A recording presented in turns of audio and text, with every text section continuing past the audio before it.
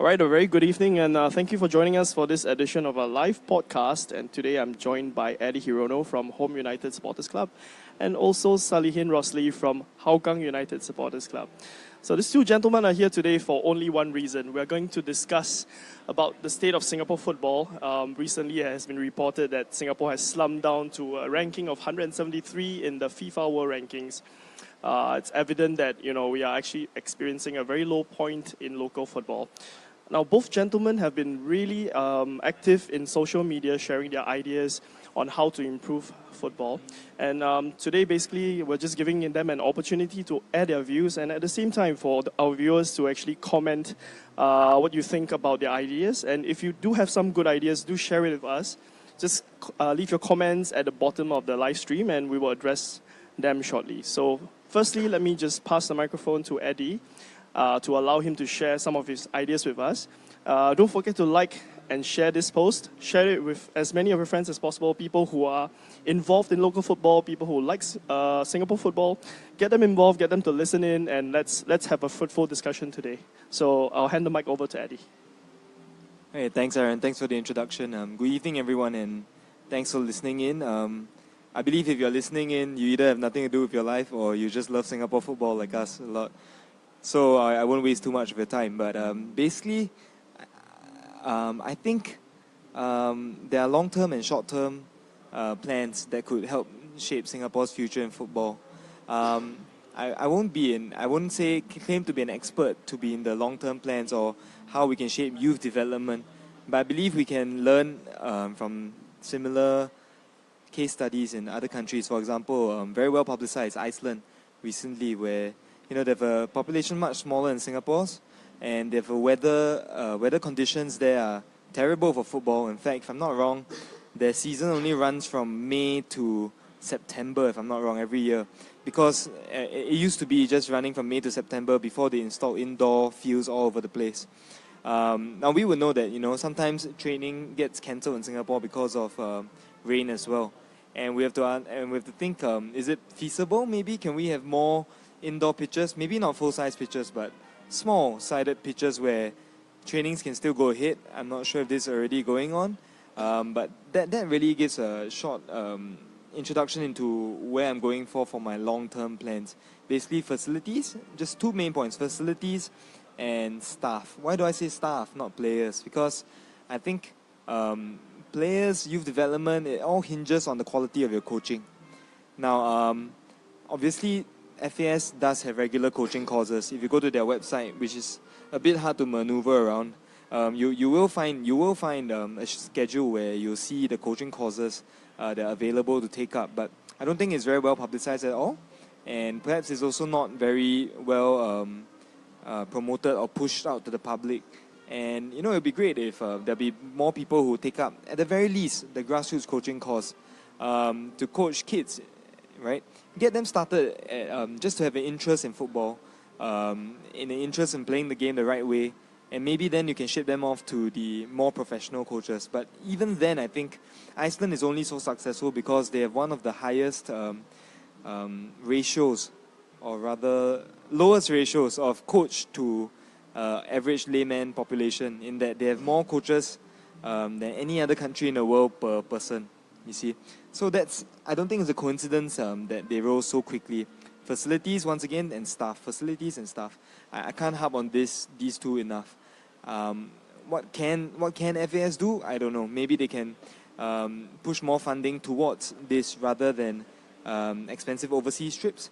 I'm not sure. I haven't been on one of these overseas trips. Maybe Aaron can share with us on how he feels they actually help the players. I'm sure they do help, but I'm wondering if the resources can be used in a better way. Now, short-term plans, and I think this is more my crux. I think to ensure that the stream of talent comes through, you need to have a more stable financial situation for clubs. And that can only happen if people are actually interested in the S-League, if people are actually interested in watching these players play. Right now, as you know, the crowds, right, if you can get like close to 2,000 or close to even 1,000 sometimes, is already quite a feat for some of the clubs. But that's quite frankly quite dismal. And I think that the clubs might be doing their best. I'm not sure. I can only speak for Home United and their efforts, but I think more clubs should try to do more to make this better. But where I feel FAS or maybe the clubs together can step in and really change this is to raise the quality of the product. Now that's easier said than done. What do I mean by raise the quality? Do I mean maybe next week we start expecting the players to start playing like Barcelona or even like Celta Vigo? That's impossible. You and I both know that. We all know that it's impossible. That takes time. If we're lucky, we'll see it in 30 years. If we're not lucky, we might never see it actually, but that shouldn't matter. If you look at the Malaysian League, why is it that the Malaysian leagues have so many fans, right? Is it simply tribal rivalry? That might be a very big reason, tribal rivalry. But if we don't have that, if it's impossible or if we think it's impossible that Jurong, for example, can have a rivalry between Jurong East and Jurong West, what can we do to improve the product? I say the solution would be to look away from football. Singaporeans have a natural love for food, they have a natural love for bazaars. Hari Raya, there's a bazaar. Every other month, there's a pasar malam near your house, probably. Why not take some of the atmosphere, bring it to the S-League stadiums? Now, people might say, and I think one of my friends has told me this before, like, what's in it for example, a Ramly burger seller? Why on earth would he want to set up stall outside or inside an S-League stadium, right, when the crowds are so pathetic? Well, this is where FAS can step in. They can waive any rental/licensing fees for these vendors, and maybe even if still some money is involved, what we can do, FAS can do is perhaps take a cut of any profits that the Ramly burger vendor makes or the popcorn seller makes, and that's it. No rental. It's just you succeed. If you succeed, great. If you don't, then that's fine. Right, and I think we just need to be more creative. This is a unique, Singapore is always known for creative solutions.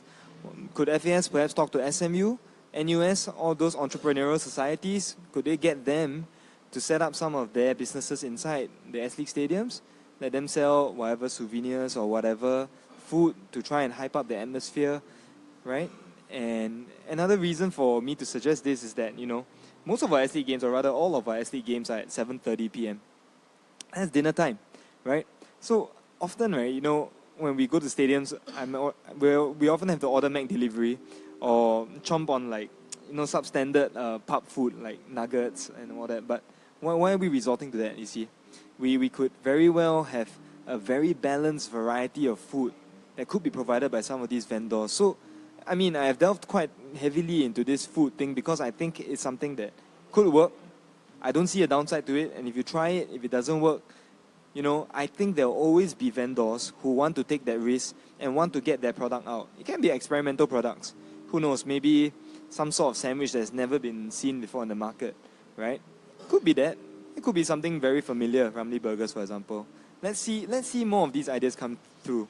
Maybe not the S-League cheerleaders, because we've already had those before, but I think, more can be done to ensure the carnival atmosphere. Learn from MLS. MLS, has bad, I wouldn't say bad quality football, but their football is really subpar compared to some of the leagues in the USA, for NBA, the NHL, NFL, all market leaders in their sports.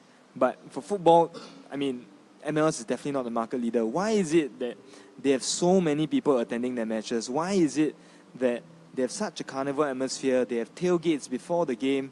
5 hours before the game, people are out there roasting hot dogs, drinking beers and everything. Can we do this in Singapore? Maybe not. But can we adopt some ideas from them? Yes, perhaps. And let's see us trying. Right? Perhaps right now I'll pass the mic back to the moderator. Maybe he can invite Sal to give some of his views. That's a really interesting idea. Trying to get Singaporeans to come together for their collective love of food and using that as one of the points to actually draw them to the stadium. Okay, I'm going to pass the mic over to Sal. Sal might have some differing views from what Eddy said, so it's good to have two contrasting views. And then perhaps for the viewers, I can see there's 15 of you right now. I hope more people can join in, but please do not be shy. Share with us what you think Eddy just said, and shortly Sal will take over the mic. When you hear his comments, don't be shy to actually comment what you think about Sal's comments as well. All right. So, Mike, going over to Sal right now.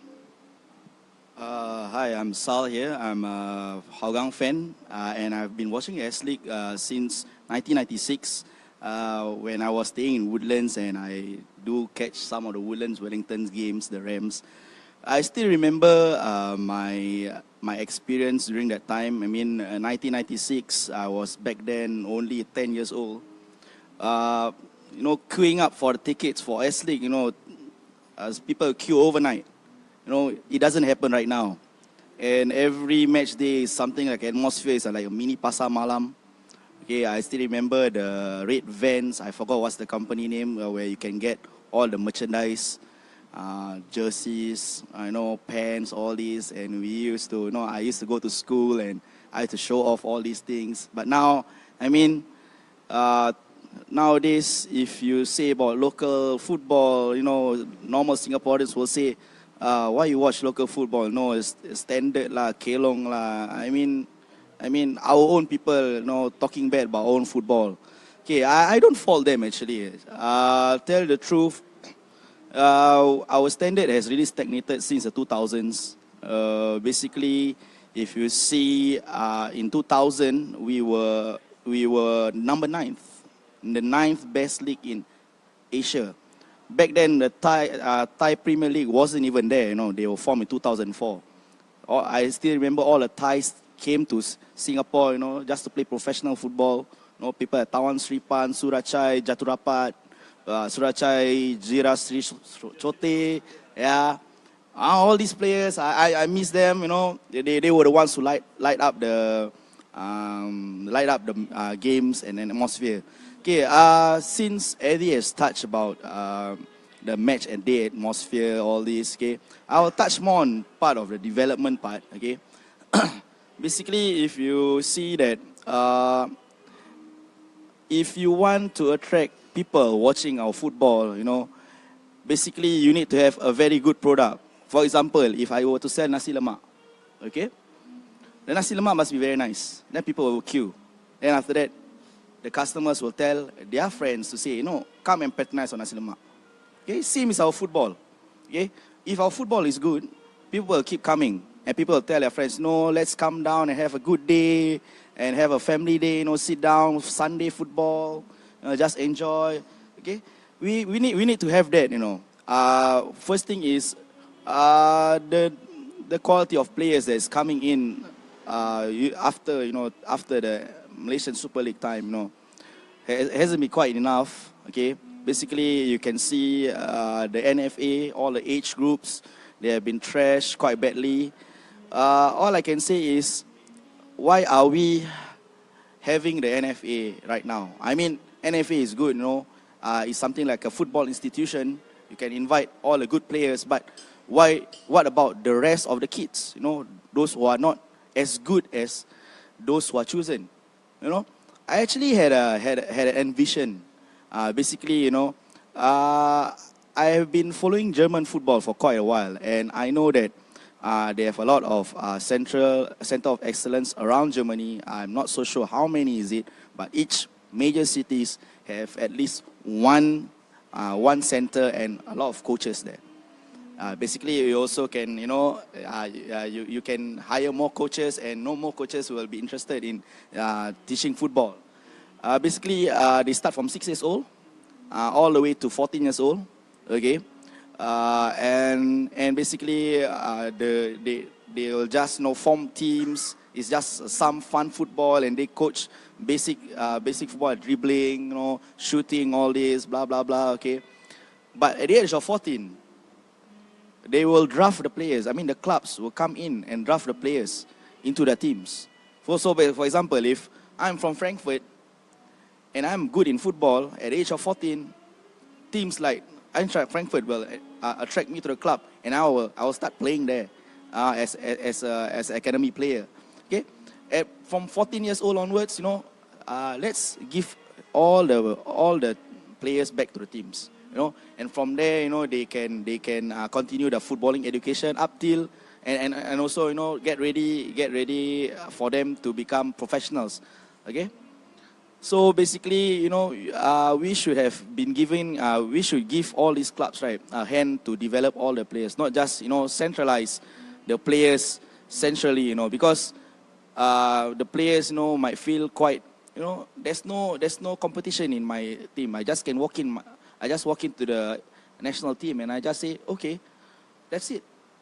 So what's the competition? Yeah, okay. So for me, my utmost importance is basically the development of our football. Yeah?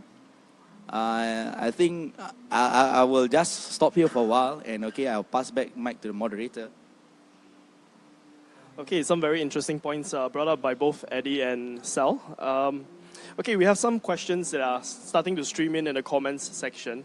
I'm not going to address them chronologically because I don't want to deviate too far away from what we are talking about right now. But Eddy, your points seem to have drawn some attention. I have a couple of comments that came in, and I'm going to read them out to you, and then probably after that you can address them. Okay, the first one to come in is from Lukman. So Lukman is saying that on the point of carnivals and etc., S.League is like a web centralized by FAS. What should be happening is that each club should run their own operations and not always depend on FAS, okay, which I think a couple of clubs are doing on their own, like Hougang and Geylang. Like how Tanjong Pagar United ran their supporters' day and fanfare back then when they were still around, so that clubs can control their target market. So what do you think, Eddy? Do you think that FAS should be the one to drive this initiative, or should it be left to the clubs? I think right now it's basically freestyle lah. The clubs can do what they want, but honestly speaking, we also don't see the clubs doing that much on this portion, save for one or two clubs. What do you think about this? Well, I think this brings me back actually to a match, I think a couple of months or maybe 4 months ago, Albirex versus Home United. It was at Jalan Besar Stadium, very near where we currently are actually. It's a great game, but what was very interesting was that, I scoffed at it at first because I was looking at it and the promotional flyer like a week back before the game, and it was like Pokemon Carnival, and I was like, dude, what does Pokemon have to do with football, man? And I felt that this was a very cheap marketing gimmick to draw people to the stands. But when I actually saw it, it made a lot of sense to me, and I immediately felt like I was the one being stupid, instead of thinking that people were stupid, I was the stupid one. Because, well, yes, I did see some Singaporeans and maybe even some Japanese kids come for the free gifts, take the Pokemon stuff and just walk out. So many others stayed to watch the game. And now, obviously, it's not going to be a 100% conversion rate. It's not going to be like the case where everyone who comes through those doors for the free Pokemon stuff, right, suddenly becomes an Albirex fan, right? It's not going to be the case. But if even 2, 3, 4, 5 people, right, out of every 50, if even 5 people out of every 50 decide that, hey, actually it's not that bad, like Albirex play a good brand of passing football, this Home United, actually Home United should be champions, they are so good, right? Then if everyone thinks that, right, and some of these people think that, then that can only be good for our league. Because right now, a lot of the people who slam the league, right, I can guarantee you, they have not even watched 5 S-League matches. They maybe have watched 2, and then they feel like it's right to comment, right? But if this is a platform that allows people to watch it, then that's great. So, hat tip to Albirex. I think they really paved the way in terms of marketing. The standees at the stadium are a great idea of all the players. As you enter the stadium, they really breed this kind of fan and player connection. There's also the drink stand, the drink stall at the Albirex home games, where it's actually run by reserve players, and I think they take turns to run the drink stall, right? And I mean, I could go on. There's so many. The whole Pokemon thing as well. It's run so well, right? Everyone had a good time. Kids and their families all stayed to watch the game after. They sell alcohol at their stadiums, or rather they used to. I can't remember whether they still do, but yeah. I mean, those are great things that clubs should be doing. But okay, just to address Lukman, right? I think he's right. Clubs should be looking to do more of this, but maybe the FAS can help to chuchok them a bit to give them ideas. It can even be a centralized brains trust. Everyone just meets every 2 months and disseminate ideas. At this stage, right, if, for example, I don't know how this works in clubs, but if I were in Geylang, let's say I work for Geylang International, and I have a great marketing idea, right, to help drive supporter interest and all that, right, I wouldn't mind sharing it with Hougang. I wouldn't mind sharing it with Home United because the state now is quite pathetic. Maybe next time there will be closely guarded secrets. But now is not the time. Now is the time for, if SFAS has a great idea or if any club has a great idea, share it, learn from each other, see what works, what doesn't work. Bring the league up as a whole, because let's not have a... Okay, it's strange that I'm using Scottish football as an example, but even though Scottish football obviously has much better attendance than us, but do we want to see a case where like there are only 2 clubs in the league where, you know, it's seriously very well run and very well marketed? No, right? We don't want to just have a Celtic and a Rangers. We want the whole league to rise up together, right? If you remember, I think about 10 years back, there was talk about Rangers and Celtic joining the English Premier League because, you know, they felt that they are outgrown the Scottish League. That shouldn't be the case, lah. The S-League should rise up and fall together as well. I also saw a comment down there that said about the carnival atmosphere. Maybe the vendors might not want to do it because of the low gate receipts and low numbers of people. I think it's a valid point, which is why I say, you know, you try to get some of the students from the entrepreneurial societies, give them a platform. It's a win-win. They might be able to sell their stuff. And maybe if you're thinking about how people might not want to pay money to go in, right? I mean, the S-League clubs can be creative, lah. They can charge you $5 for the match ticket, but maybe give you a $3 voucher or $4 voucher or even $5, because at the end of the day, how many free tickets are given out anyway, right? It really is about getting the people in the stands in the first place. More people equals more noise, always. They might be quiet in Singapore, but more people always equals more noise. Yeah, I still remember, you know, what Eddy said, you know, for $5, you got $3 back. You know, I still remember back in 2015, right, when I go to S-League games, I get free movie vouchers, you know. I still remember that. Yeah, 2015, it was the 20th year of S-League. You know, we got, when we go there, we got, kacang putih all for free. Oh, that's actually good, no? And actually, it helped, from Hougang Stadium, when I see, right, it helped to boost all the attendance, actually. Okay, to refer back to Lukman's question, you know, what was the question? Carnival? He was saying that the carnivals the initiative should be driven by the clubs and not by FAS itself. Yeah. Okay, all right. Tell you about experience. I went over to Saitama in 2015. I watched an Emperor Cup game between Urawa Reds and Albrechts Niigata in Japan. Okay, what pulls me in was, okay, when I went there, I saw a lot of people, you know, painting their faces, creative faces, you know. I don't know what kind. And they were doing like something like a visual K kind of style, you know, like dressing up, you know. And then there were some small competitions back then. And that was only 2 p.m. The game kicked off at 7. At 2 p.m., there were thousands there already. And they had some small competition. And at 4 p.m., I saw a kickabout by groups of kids. And they played 2 halves of 45 minutes. I can still see the kids, you know, trying to score, a lot of passion. When they score, they celebrate like they won the World Cup. I think, you know, clubs can take this initiative, you know. The most important thing is the pre-match games. In Singapore, pre-match games, I come at 6:30, seats still empty. Yes, I see the players training, I say hi to the players, but that's about it. There's nothing to, you know, to pull the people are staying around the stadiums, you know, to come to the stadiums. Whereas in Japan, I saw that at 2 p.m., 5 hours before the game, there is, you know, a lot of activities there. Just do a basic activity, like, you know, maybe you can do a coloring contest or flag designing contest or dressing up contest, you know. You can pull and you can involve, you know, the community around you. Basically, Singapore football needs people to get involved in this so that we can move out together as a nation. Right? I pass back. Okay, some very good points there. Okay, now we're going to move on to a point that you made earlier about the NFA, Sal. Okay, we have a comment here from Faisal Kiyo. So what he mentioned is that the NFA of each category is okay to have, but we need academies to show how these kids were selected. Like, for example, like the Milo Academy that we used to have. Now, let's not forget, Milo Academy produced some of the biggest names that we had. Okay, a couple of names off the top of my head, Ahmad Latif and Indra Shadan. They were some of the young, when they were very young, they were selected, and they came through. And where did they go from there? They became legends of Singapore. What do you think about this? Do you think what he say is it in line with what you are thinking, or do you think you have something that's better than the NFA? But perhaps let's go into that. Okay, let's go a bit deeper into the NFA. Now, today I read an article about how everything is wrong even from the bottom, from the very young age groups. Okay, and there's this very interesting comment by Hougang coach Philip Au. He's saying that NFA is a really bad idea. We shouldn't stockpile all our players in there because by putting them in there, it's like they're being fast-tracked, to have a spot in the national team. And look at how badly they are doing in all the age groups right now. Under 15s getting trashed in Indonesia, going to Myanmar and getting trashed as well.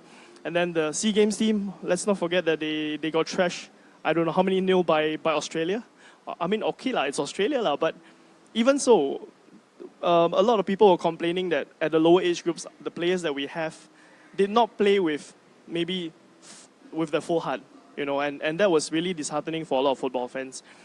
What do you guys think? NFA, if it's a no from you, right, what kind of alternatives would you propose so that we can continue to have a pool of young up-and-coming players to come into the system so that in the future we can still have or we can build a stronger national team?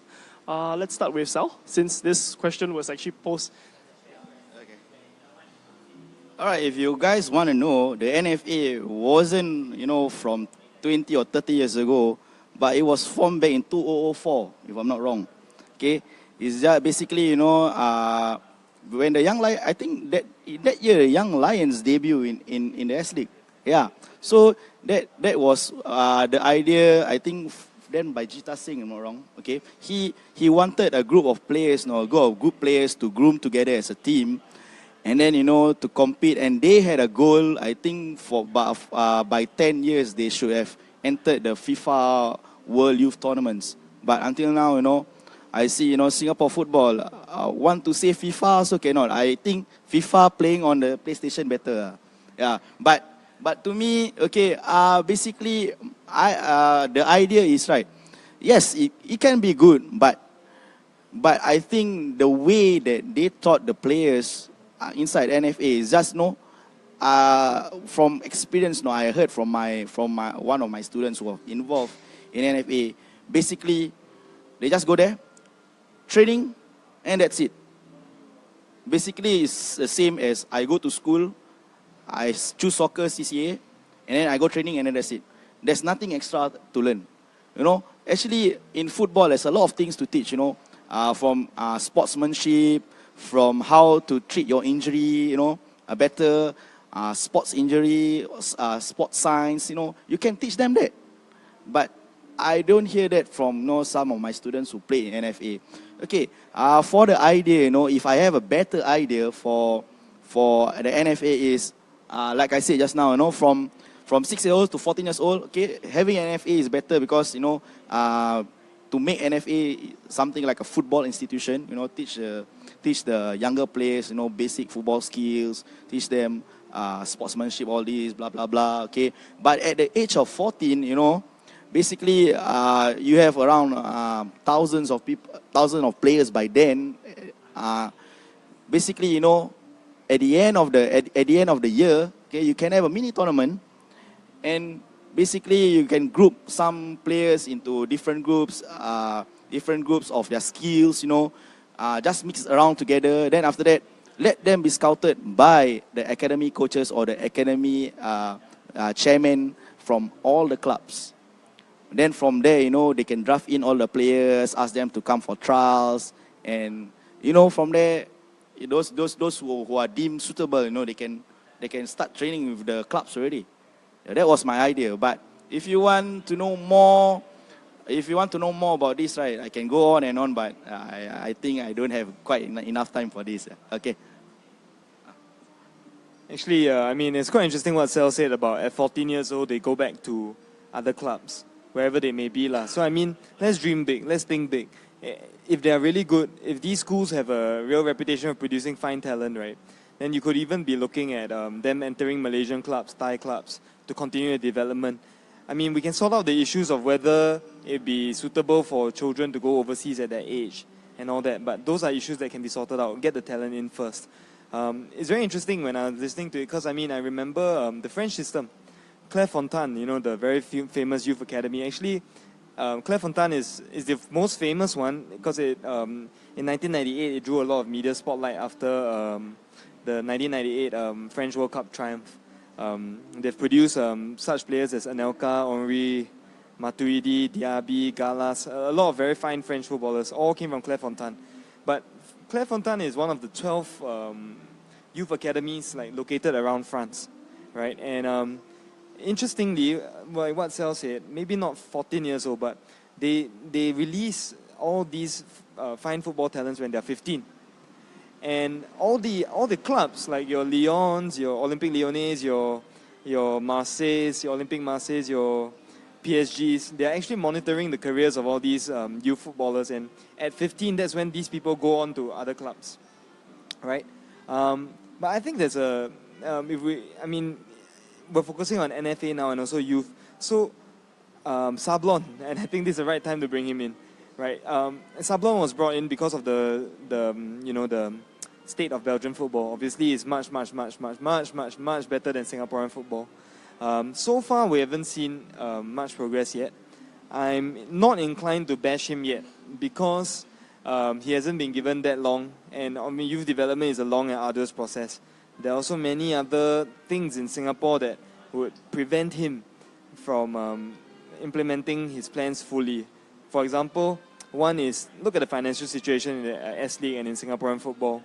As a parent, can I with good conscience tell my kid to forget your studies lah, right? Just focus on your football. You can be the next Nicolas Anelka. You can be the next Thierry Henry. Hand on heart, I'll be worried to tell him that, because you look at the contract situations in Singapore. You look at the article, Hougang player Justin Hui, right? I think he plays for Meridian Junior College, but even then his teachers are telling him to forget about football, just focus on your studies. So Sablon, honestly, he has my sympathy. I think he's working under very difficult circumstances. But what I'd be more interested to see is FAS's master plan, which they hinted at a press conference, I think a few months back. Aaron can confirm this. I would like to see what's in that master plan. And if it hasn't been finalized, I implore FAS to hold a town hall meeting, try and hear what the fans have to say, what the clubs have to say, before finalizing a master plan. I think there's wisdom in the collective lah. I won't say that all my ideas are good. In fact, when I wrote to FAS some months back, I did say, maybe you guys have already thought of these ideas, and if you don't think that these are suitable, that's fine. I just wanted to put ideas out there. I think if FAS is receptive and, there's hope lah. There's still hope. I'm going to pass the mic back to the moderator. Okay, so while we are still on the topic of youth development, this interesting thought actually popped into my mind.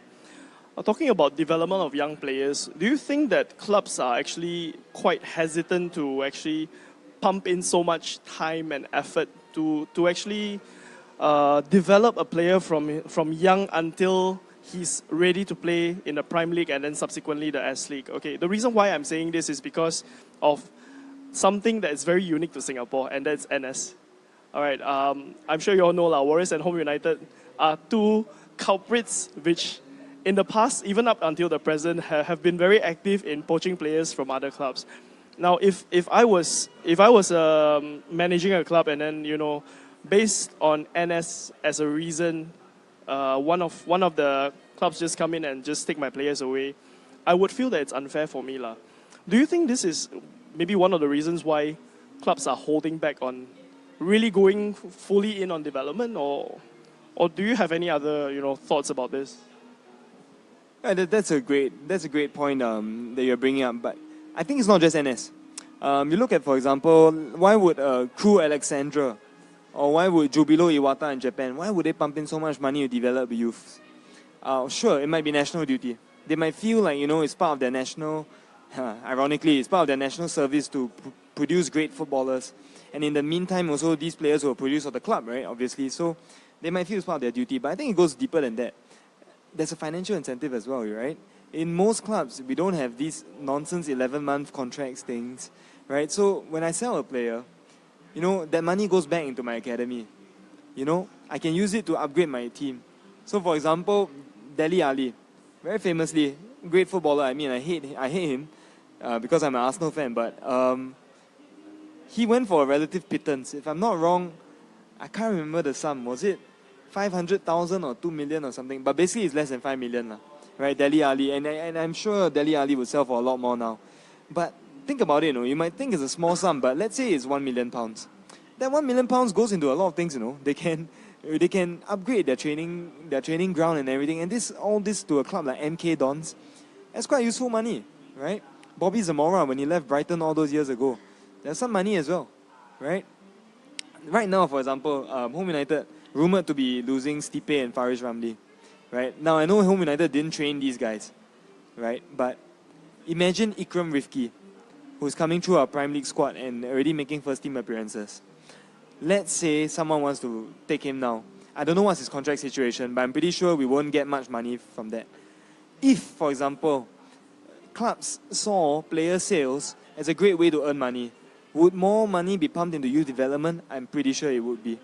Look at Ajax. How much money, Ajax Amsterdam, how much money do they make every year from player sales? It's their model. They know that the Eredivisie, the Dutch league, is not of a high enough level to retain all these players. So they accept it. They roll with it. Singapore can do that too. We can roll with it. We can know our status as perhaps if we can be a feeder to the J-League, right? That'd be great, right? And I think fans would be happy if you develop a young player and he's good enough to play even in the Korean League, Japanese League, Australian League. I mean, all the excitement when Safwan played for Melbourne City. I wish more footballers would do that, but we need to get the quality right, Right. All right, basically you brought up the point that, NS, disrupts all these promoted players in academy. Yes, I feel hurt too because Anu Mantan just joined Home United. Okay, I think for us, is not a fair result to us because, he went off halfway and suddenly, he just popped up with Home United. I wish he had spent longer time with us.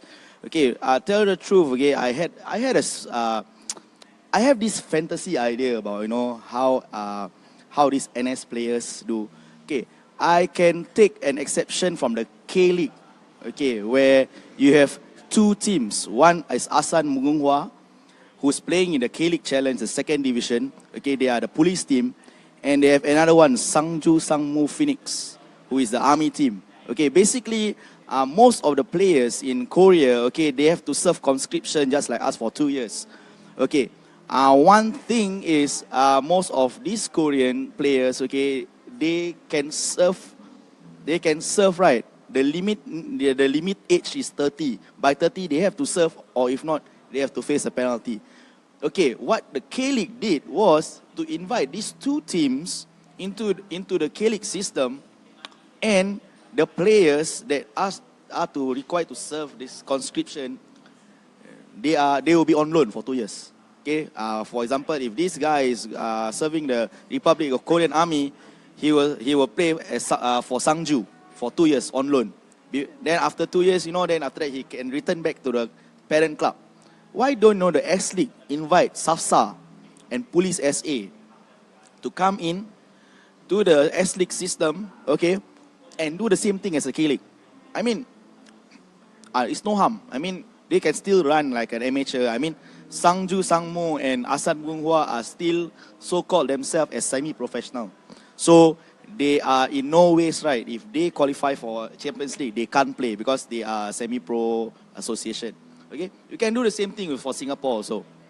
Invite SAFSA, Police SA, do this agreement with FAS. You can join the S-League. We will loan the younger players.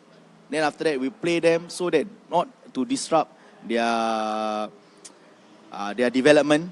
And of course, let them play as per normal. Okay, in that way, players, right, will still continue and not stutter in form. Because one player, if they don't play for at least 1 week, you can see a dip in form.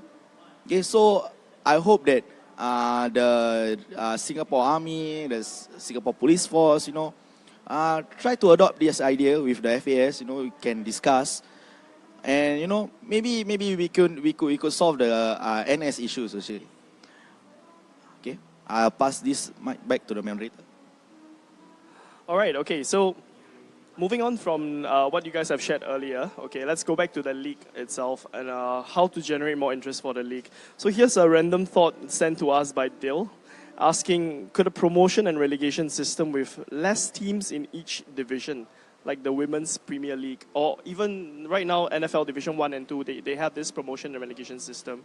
Okay, of course, looking at the football pyramid right now, right, the top would definitely be S-League, then followed by NFL Division 1, then NFL Division 2, and then below that should be the Island-wide League. Do you think having promotion and relegation across all the 4 tiers of football would be helpful to get more interest in the league?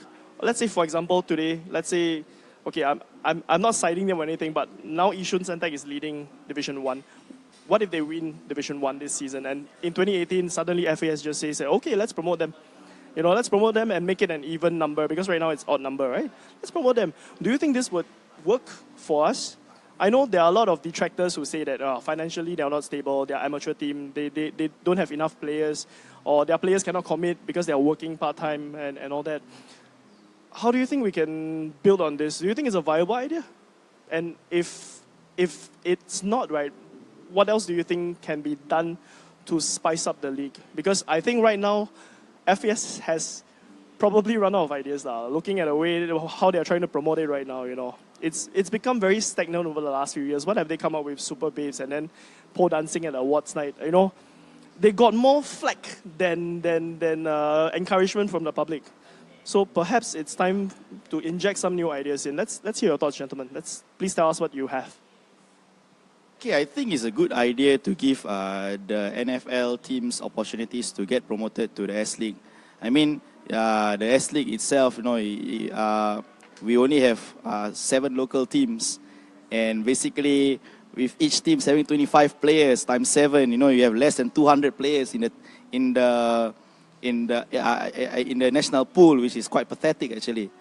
I mean, tell you the truth, okay, for me, my idea is basically you add the numbers, you add more local teams into the mix, and you have a larger talent pool for the national team to pick up. So I think for this, if the numbers increase up to, I think, 15 or 16, I think it's possible to do promotion and relegation with 8 teams each in the league, in the first division and second division.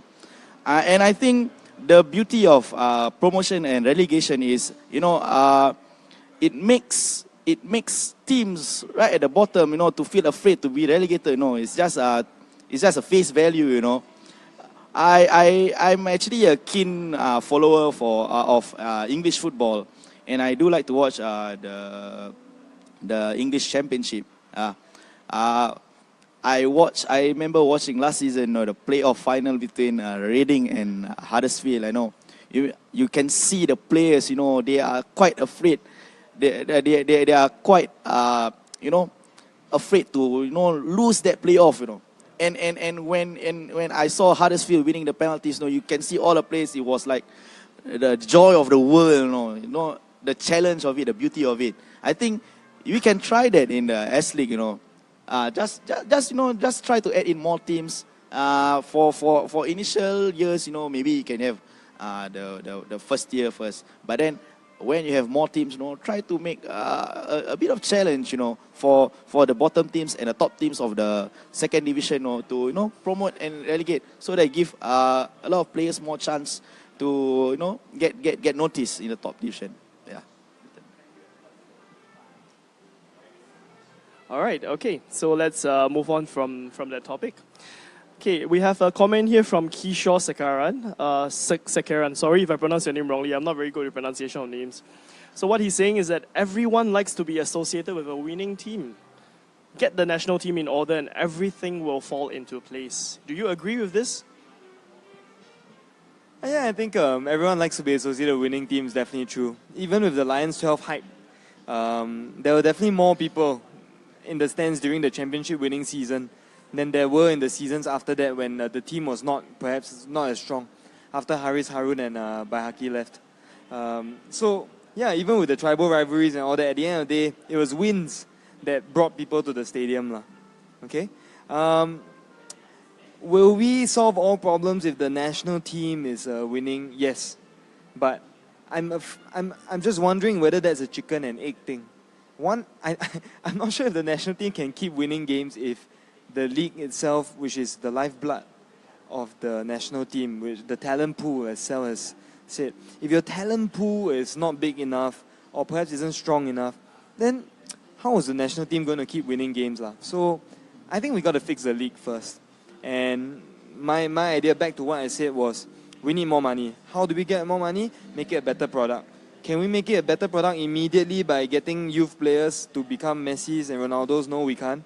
So let's get the off-the-field stuff right first. Hopefully that slowly leads to more corporate sponsors, more interest, more people in the stadiums, right? Hopefully that leads to something, right? And in the long run, we may see a stronger talent pool. Right, I beg to defer to the subject that everybody wants to be involved in a winning team. I think no. I mean, typical Singaporeans maybe, because most of them, just sit in front of the TV and watch the EPL and you just shout at the player as if, Wayne Rooney can listen to you all the time. I think no, okay? Basically, for my idea is, okay, what Singapore, the S-League teams lack is to connect with the community around. You need to have a sense of belonging to support a team. For me, why I support Hougang? I didn't stay in Hougang. In fact, I stayed in Woodlands, then I moved to Jurong. So why I should travel across from the island to just support Hougang? Okay, I feel a sense of identity with the team, okay, because it feels like a family team to me. And to say that I follow a winning team, my team hasn't won anything yet. I'm so sorry, but I'm waiting for that time actually. Okay, so basically for that, the number one thing is Singaporeans have to learn this. Okay, if you want to support, if you really say you're a football supporter, you don't say you support Manchester United or Manchester City or all this. Okay, right? There's a local team nearby your place, just 5 minutes walk. Every time you can go there. Just sit down. I mean, I'm not forcing you. Just sit down and watch. That's how I got myself into local football. I also was a non-believer at the time. Even though I followed Woodlands, but I was like, okay, I just watch, join my friends, and then that's it. Okay, but the number one thing is, okay, try to get involved. Just come to the stadiums. $5. Come during one night that you are free. Then after that, you just watch. And then I mean, identify yourself with a team. If you think you want to follow a winning team, Albirex is still around, Tampines is still around. If you think you want to be like, following teams nearby your place, then, get down to the stadium, get down in the stadium. That's all I plead to all the Singaporeans. Yeah, back to you. It's a good point. All right, so we have a comment here from Eric Teo, and this is actually directed at Eddy. So what he says is that it's a good point made on selling players to bigger leagues. However, some players are unwilling to step out of their comfort zones to take on tougher leagues and potentially take a pay cut as well. All right, but of course, recently there are two big names that actually went to Thailand. Hassan Sani just came back from Army United, and also Hafiz Sujat, whose adventure in Thailand unfortunately got cut short because of the closure of Big Bang Chula. And Hafiz is someone that I like to make a special mention because he actually took the effort to go for trials to get selected, and he played for a second division club. All right, I mean, putting aside Shahri Ishak and whoever else played for those second division clubs in Malaysia, that's a whole new different ball game. But when Hafiz went to Thailand, he was saying that every day it's so tough. The training is so tough. They train like crazy every day, even though it's a second division club. And the level of professionalism over there is a whole new different ball game altogether. Do you think, Eddy, this is one of the reasons why our players are not moving overseas, because they are daunted by the fact that, maybe if I go there, my comfortable life would be gone. I might have to, relocate to another country, different language, different food, and then on top of that, I might not even get to start a game. If I'm a national player, I might lose my spot because I'm not starting games. Do you think that's one of the reasons why, these players are not willing to go overseas? I mean, that's a very fair point. I think there will always be players who don't want to go overseas. It's not just a Singaporean thing. I think it's also in the big European leagues as well. You see it less, but like for example, English players. Why do they not move overseas? Is it really because they don't want to move overseas, or is it a lack of quality, or is it both? Right? So we can always speculate, but I think the focus has to be on getting more players who will actually qualify to go overseas in the very first place. Right now, I'm not sure I can name even like 30, 40 players who overseas clubs who are better than S.League would want. And I think that's sad. Because if you at least have 40 or 50 of these players, right, then even if there are 10 or 20 who are so comfortable in their lives in Singapore who don't want to go, there will still be 20 who go. These 20 might become better, right? It's just it's a pure numbers game. And frankly, I don't fault the players who don't want to go also. Right? From a fan's perspective, we were thinking that, hey, why are you so selfish? You could better the national team, But frankly, these guys are also like you and I. We have families and all that. So, I mean, let me put a question to any one of you who's listening as well. If I told you that there's a good company in Hong Kong that will pay you double, right? And you might have to work very hard and all that, and you'll be away from family. Is it so easy to say I will definitely go? I'm not so sure. So maybe sometimes I don't give them a hard time as well. And when they want to take money over, for example, playing in a Malaysian second division team, which I'm not sure the quality is much higher than S.League actually, but there's a huge pay rise, right? I mean, who am I to judge? I might just do the same thing, at the end of the day, family is my life also, right? So, back to, before I digress too much, really get more players who are eligible to even play overseas, and you'll see less of these problems, because the ones who want to stay will stay, the ones who want to go will go, right? I mean, all players have their own dreams. I have never heard of a single player who said, no, I'm not going overseas. I just want to stay in Singapore, just play in S.League. No, I never heard that. They all have dreams. It's just that whether the opportunity comes or not. Okay, basically, I was quite happy with Safwan when he went to Melbourne City. I was really following the A-League, like every week. I can't wait to see a Melbourne City game just to see Safwan.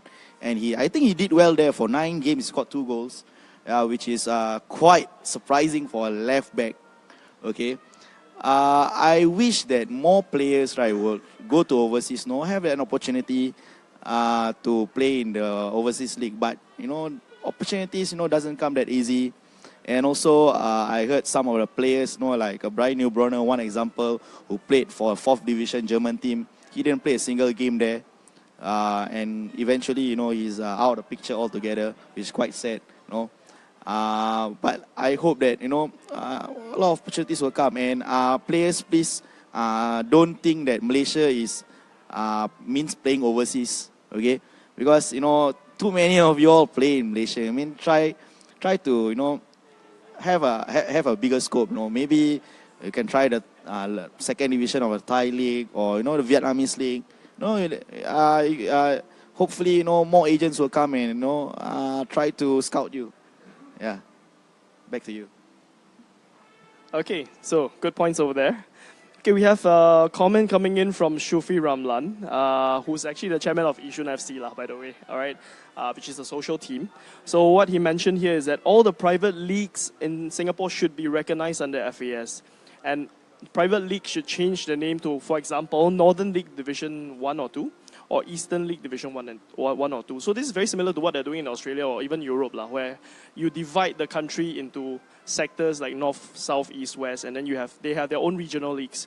And then from there, players work their way up. So I'm guessing this will be maybe the 6th or 7th tier of Singapore football under the Island-wide League, because Island-wide League has also its own 2 or 3 tiers.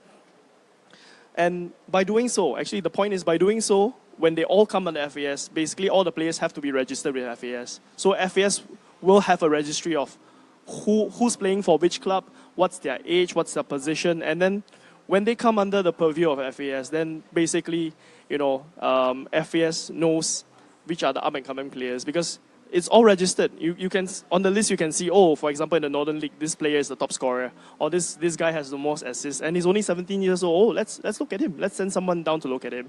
I do agree that more scouting could be done, but perhaps right now it's a bit difficult because we have so many private schools running around Singapore, developing kids. And we have so many private leagues, and some of these leagues, honestly speaking, they are not even like proper leagues. Some of them are really fly by night.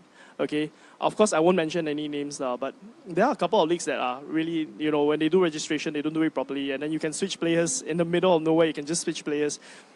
If it comes under FAS, everything has to be prim and proper because it's all on black and white. And when everything is prim and proper, there's no cheating, there's no hanky-panky. And if on paper the player, it says that, this player has played X number of games, he's scored this number of goals, it will make the scouts' job easier. Perhaps it will make it easier for FAS to target specific clubs, and then they can send their scouts down to see, this guy is really good, let's bring him in. Okay, of course, the question is bring him into a club or bring him into NFA, because it seems like right now all the comments are very anti-NFA. They don't like the idea of having an NFA. All right, so that's another question mark for us. But what do you guys think? Would this actually help to increase? I think it would help to increase national pool, but is it viable? Is it doable? And what are the potential cons of adopting such a system? I think the biggest potential con would be when everything is prim and proper, then there'll be a lot of admin red tape that part-time players just don't want to deal with. I mean, I speak from experience in that I play in the NHL Division 4. It's a hockey league. Obviously, Division 4 implying that I'm kind of shit at hockey. But hey, in the top league, Division 1, Premier League, right, the quality is good. Right? Obviously, down below, you just get people some expats who just want some game time on their weekends. And you get players like me who used to play long time ago and want to play a bit of social hockey now and then as well. And I mean, the good thing about the NHL League is that it's actually very prim and proper. So, for example, they insist on a manager being there for each game. And the problem is, we're always having to scrounge around saying, hey, your wife coming or your son coming we just put him as manager. Because we don't really need a manager, right? I mean, frankly, who are we kidding? We're just sending out subs and everything. But here's the good thing, right? For clubs that want to take it seriously, it's actually quite serious for them. They can have a proper manager. They can get their promotion up and down. So look at the hockey league, right? Division 4. Let's say one day, me and my fat teammates, right, we all decide that, you know what? Let's make this serious. We're going to try to crack the Premier League title. Hey, we could actually organize trainings and everything, and we would have a proper structure to work up to, right? Right now, as you're rightly saying, there's so many private leagues running around for football. But I think people go to these private leagues because it's very chin chai. It's very casual. If let's say Sal's team versus my team, and we both say, hey, tomorrow the forecast rainy, we want to all sleep in. Can the organizer change the date for us and all that? I think he can, If we pay a certain cancellation fee, they can just change the date for us. Can we do that in a proper league? I'm not so sure we can. So it's a real balance. As for centralized database, I think that would be good. Once again, when you make everything formal, there's a lot of red tape. It'll be good because let's not forget the great example of Jamie Vardy, right? Playing in non-league club. Chris Smalling also played for a non-league club, but obviously the scouting systems in the professional clubs in England are much more developed, and therefore these talents didn't go unnoticed. In Singapore, do some of these go unnoticed? I'm pretty sure there are.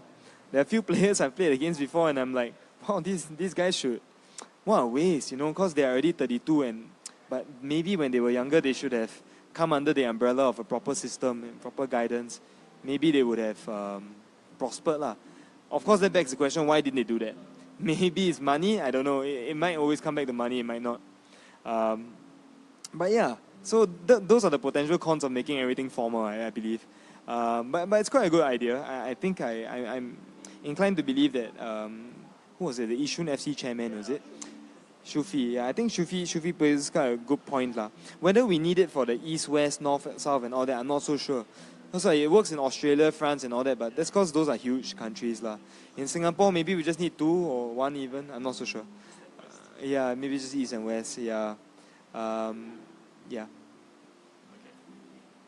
All right, thanks, Eddy, for sharing your thoughts.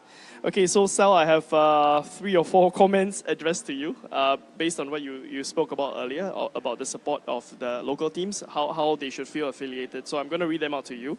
First one is by Keng Hui, Ice Porter. So what Keng Hui says is that the team doesn't have to be winning all the time, but winning definitely helps. Although yes, the connection with the team is important, we need to get out to the stadiums and watch and maybe eventually support our teams, which is something right now is really lacking lah, all right? Lukman identifies with what you said. He totally supports you. He said, I still support Tanjong Pagar United till this day, even though it is inactive. So he dittos your point. A sense of belonging and identity with the team is crucial. He got that sense of belonging because he lives in Queenstown. All right, and let's see. Dilshan simply says, preach, Sal. So it seems that a lot of people do agree that, having this sense of affiliation is important, building up this sense of affiliation. Now, I'm gonna take this point and I'm gonna flip it to the other side. Okay, let's look at the other side. Now, fans feel that having a sense of affiliation is important, but what about the clubs? Okay, do you feel that they have done enough to try to build up affiliation with the people that live in their constituency? I know this is a tough question to answer, okay? So I'm not going to pressure you to answer on behalf of the club that you support.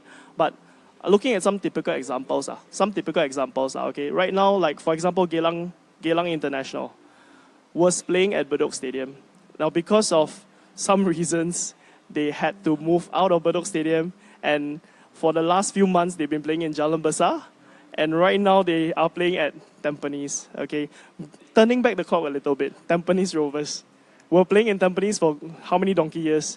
And then they had to shift to Clementi, and then Jurong West, and now back to Tampines. So this is something that I think it's really out of the club's control. It's out of their hands. There's nothing they can do about it. But other than these factors which are out of their hands, what else do you think could have been done by the clubs to build up rapport with their residents?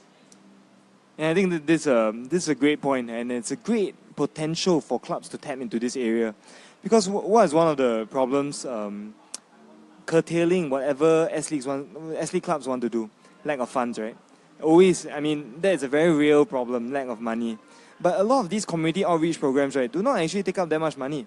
And I think that is very important for clubs to try and build the fan base when they are young, when these fans are young. So I can speak for Home United. As we all know, Home United has a youth academy at Mata Road, right? What some people might not know is that they have actually reached out to the orphanage that's near Mata Road as well to invite them to games and all that. I'm not sure whether it's free, but I'm pretty sure it will be free because they are invited guests. And I think that's very nice, I mean, I'm not going to be cynical and say the club wants to do it because they want money from the orphanage or the orphans. I don't think that's the case. They really just they feel like it's a sense of duty to give back to the areas that they are at. So in Mata Road, there's Mata Road Orphanage. Home United as well, they have gone down to, I can't remember which school it was, but they actually gave a clinic to some secondary school students as well. That's great. I mean, we give back. Home United gives back when they can. I'm also in talks with and they've been very receptive. The Home United staff have been very receptive to my ideas. I told them that, hey, you know what? Because all this started because I came across a poster where, there was a disabled child who was on a wheelchair, said, hey, I love soccer too. Like, would you want to watch a game with me? This is a poster at the MRT. And it just hit me. I mean, these are very small things that clubs should be doing, It doesn't cost them anything at all, right? At most, you get a packet drink and a packet of nasi lemak for these kids.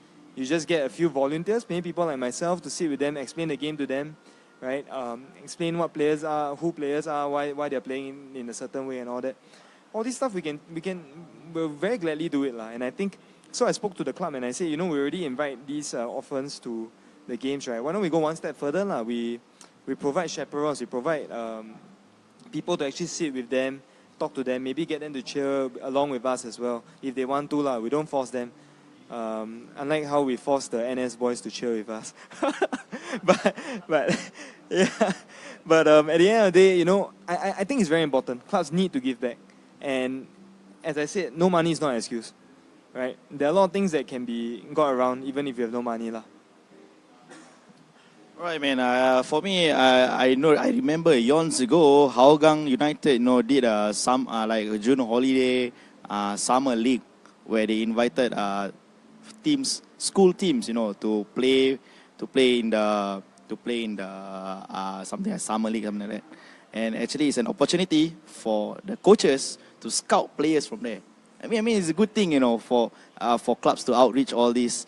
Yeah. For example, I know that Hougang also did go to schools, where they brought Philip and our fitness coach Dirk Schauenberg, to do talks on sports science at Raffles Institution. If I'm not wrong. Yeah. I mean, it's good to share, ideas, and also, to show to the community that there is a team that is representing you. I hope more clubs will take a step out. I mean, I don't know how much it costs, for you to send your players to schools, do clinics, and then after that just talk to the players. I mean, it's a human outreach. I mean, a lot of bigger companies, they do that. They just just pay back to the society. Right. I hope a lot of clubs will do this. I mean, it's a way to expand your fan base in a organic way. Yeah. It's nice. Corporate social responsibility, right? All right. Okay, we actually have a couple of listeners joining us from various countries. Okay, we have King Hui joining us from Iceland. And we also have Sukhvinder joining us from Punjab, where he's visiting his family. So Sukhvinder actually commented saying that we need more fans, but to do so, we need to create a sporting culture, guys. Okay, now I want to ask the two of you, because you guys have obviously have been quite successful in starting a supporters club and also maintaining a supporters club, all right? So maybe perhaps you can share with me, okay, I want to hear the not so good side of it. Okay, what are the challenges you face when starting a supporters club or when you are trying to maintain a supporters club? Now, obviously, both of you are very, very passionate about your team, okay? There must be something that made you want to be so passionate and vocal about the team that you support. How do you think, how is it possible for you to replicate the same kind or stir the same kind of feelings in other people around you to let them join you in the stands and sing and cheer together with you? Who wants to go first? Eddy? Okay, Sal will go first. All right. Basically, during the Hougang Khoo's early years, we faced a lot of unhappiness from other fans, because they say, "Hey, sit down now. You're blocking our way. It's so noisy." Number one thing, I return back to them. If you think it's so noisy, go home lah and sleep. I mean, go and hide lah. Why you come down and waste your money and watch the football, right? But I mean, they are also, paying spectators. They want to watch games. Okay, to set up a fan club, actually, it's not that very difficult. It's actually quite costless, I think. Yeah, it's not much actually. What you have to do is just get a group of people who likes football as you. Ask them to just come down, and just for a night out, just come down and watch S.League games. And from there, try to create a hype. Singaporeans, they all live on hype. You see, if you do something that's out of the usual, right, people will like, what are they doing? It looks fun. Can I join? Yeah, just gather your friends, sing out. That's how school started off, right? We started off way back in 2010, actually. That time we unknown as Hougang Bulls yet. Okay, we'll just come by the game. The time was our team known as Sengkang Punggol. They had gone on a 13-game winless run, and they're playing against Beijing Guan. I think Duncan Elias will remember this. He conceded a penalty. Fadil Salim saved. And I remember Diallo scored a winning goal 4 minutes to the end. And that's and we were during the game, we were singing and singing and singing. I remember Duncan telling us, who is these fans? They are watching S.League. Why are they going cheering us? We are a team at the bottom of the table. Why are they cheering us? So I think by cheering our teams, right, the players will feel more a boost. They feel someone is caring about how I play. Someone is, really watching how I play. So why don't I put more to make these fans, feel delirious and maybe get accepted to the team, Yeah. So basically, the way is right. I don't want to say much about the disadvantages because, I don't want to discourage a lot of upcoming teams, upcoming people who wants to create fan clubs. But, try to look at the positive things. For me, 7 years with Hougang Bulls, right, has created a lot of smiles for me. a lot of tears for me too. When we lost our semi-finals, I cried for about 10 or 15 minutes. So basically, the sense of belonging to the team is important. Okay, one thing is you must believe in the team. No matter win or lose, you have to follow with the team. Okay, gather a group of friends. Okay, just sit down. Maybe teams like Balestier or even Warriors. You can get a few groups of friends. Bring down your friends. Then after that, maybe you can say, hey, maybe I can start a fan club or do something like this. Okay, back to you. Eddy, you have some points to add on? I think the Who's are definitely a positive example of how to run a supporters club. We're trying. Home United Supporters Club is trying as well, but trying is also a word I use to describe our efforts. It's not easy. And Aaron, I think you asked us to touch on how are we going to try to replicate that feeling within us.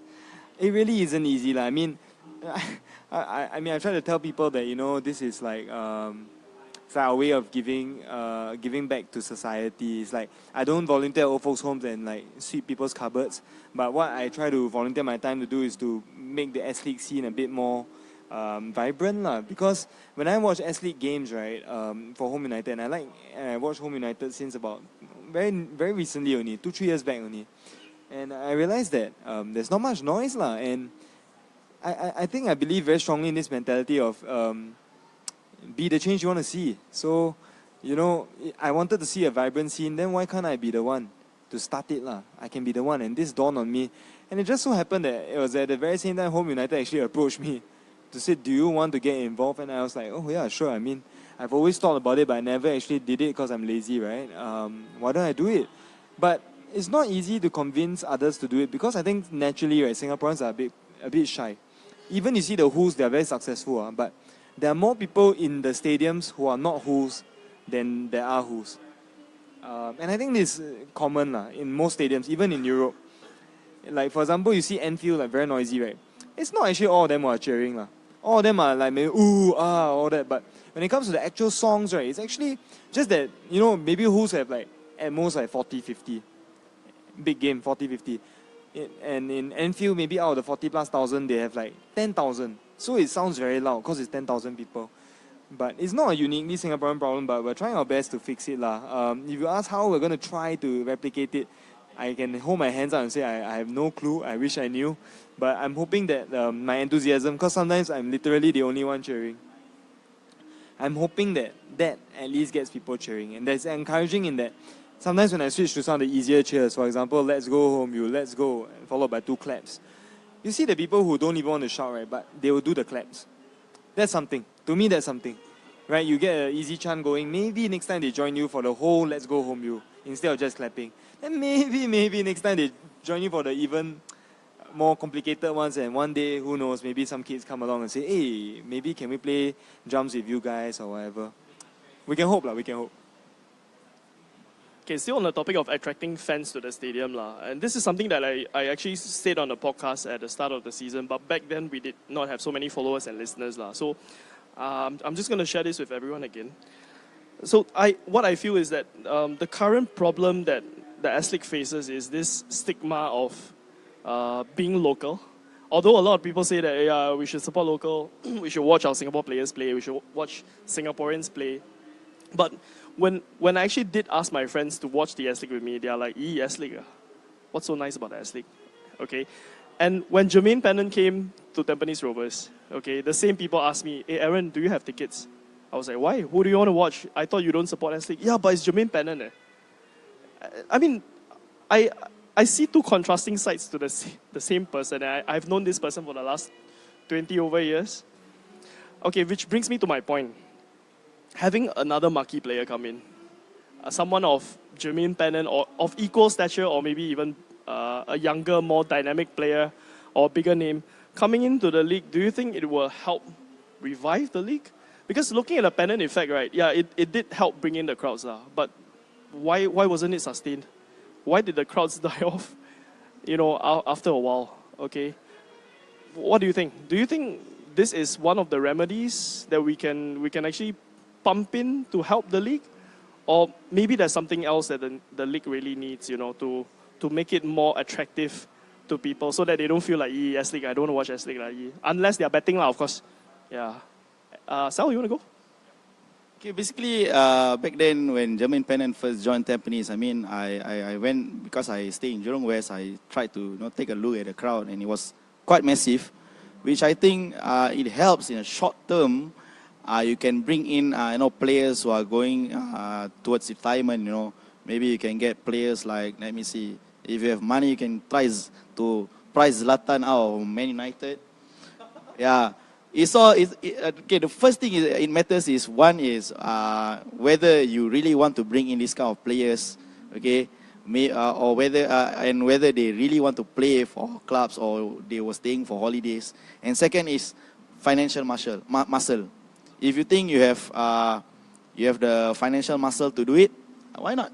Just try to get in a player who has been playing for the S-League, for the Premier League, and suddenly they want to have a revival in their career. They just can come to Singapore. Yeah, you can try to do it. I mean, in the past, S-League did have this marquee player scheme, but not many clubs are willing to take it because they have to pay quite an exorbitant sum of money to pay the players every month. Yeah, it helps in one way, but eventually, the thing is, I want to pose to FAS is, what can you sustain from it? How to sustain from it? I mean, back in 2015, I thought, our football revived with the S-League 20th, the 20th year thing. They give out a lot of vouchers and free gifts. Yeah, that kind of help. If you can give for every game, I'm so happy to receive that. Yeah, marquee players will help, but you have to set up a lot of some measures, how to maintain this crowd, because so far what I see is, the crowd goes up and down. Early season got a lot of crowd. Then after that, towards the end of season, you have a few hundreds only left. Maybe 20, 30 people just watching the game. Yeah. So please, FAS, I mean, you are the ones in charge now. Okay, think something, to bring back these fans and try to maintain the hype of it. Okay. I think the marquee player scheme is one that's been replicated in many countries across the world. For example, Australia, they have it. In the MLS, in the United States, they have it as well. Does it help put bums on seats? Yes, I think it does. Jermaine Pennant, in fact, why wasn't it sustained? Because, one thing, he was coming to the tail end of his career. He's getting injured a lot, right? But let's say you have the same profile of player, someone who's coming to the tail end of career, getting injured a lot, Michael Essien, for example, right, who's playing in Indonesia. If you had one in each club, do I think that will help? Yeah, for sure, I think that will help. Why? And this is the sad but true thing about Singaporean football fans. A lot of them have grown up on EPL football, right? Now there are two ways to go about it. We can try to snub them and say, oh, whatever, if they want to support the English league, then let them be lah. I don't give a crap, right? Or we can, if you can't beat them, join them, right? Get those players in. Let's put it this way. Let's say one club had Essien, another club had, let's think of an old guy who's still playing. Let's say Nwankwo Kanu, right? Or maybe he's too old, not playing anymore, but someone, I think you get my drift lah. Basically, someone who's been in the Premier League, maybe not top quality, but could still do a job. For example, let's say Gareth Barry comes to Balestier Khalsa in 2 years' time.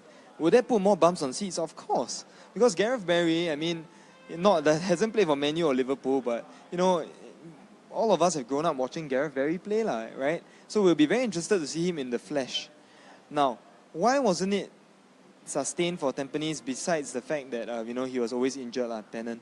Because I think the novelty wore off after a while, and people could sense that Jermaine Pennant was, I'm not sure he viewed this as like a serious thing lah, right? Let's put it that way.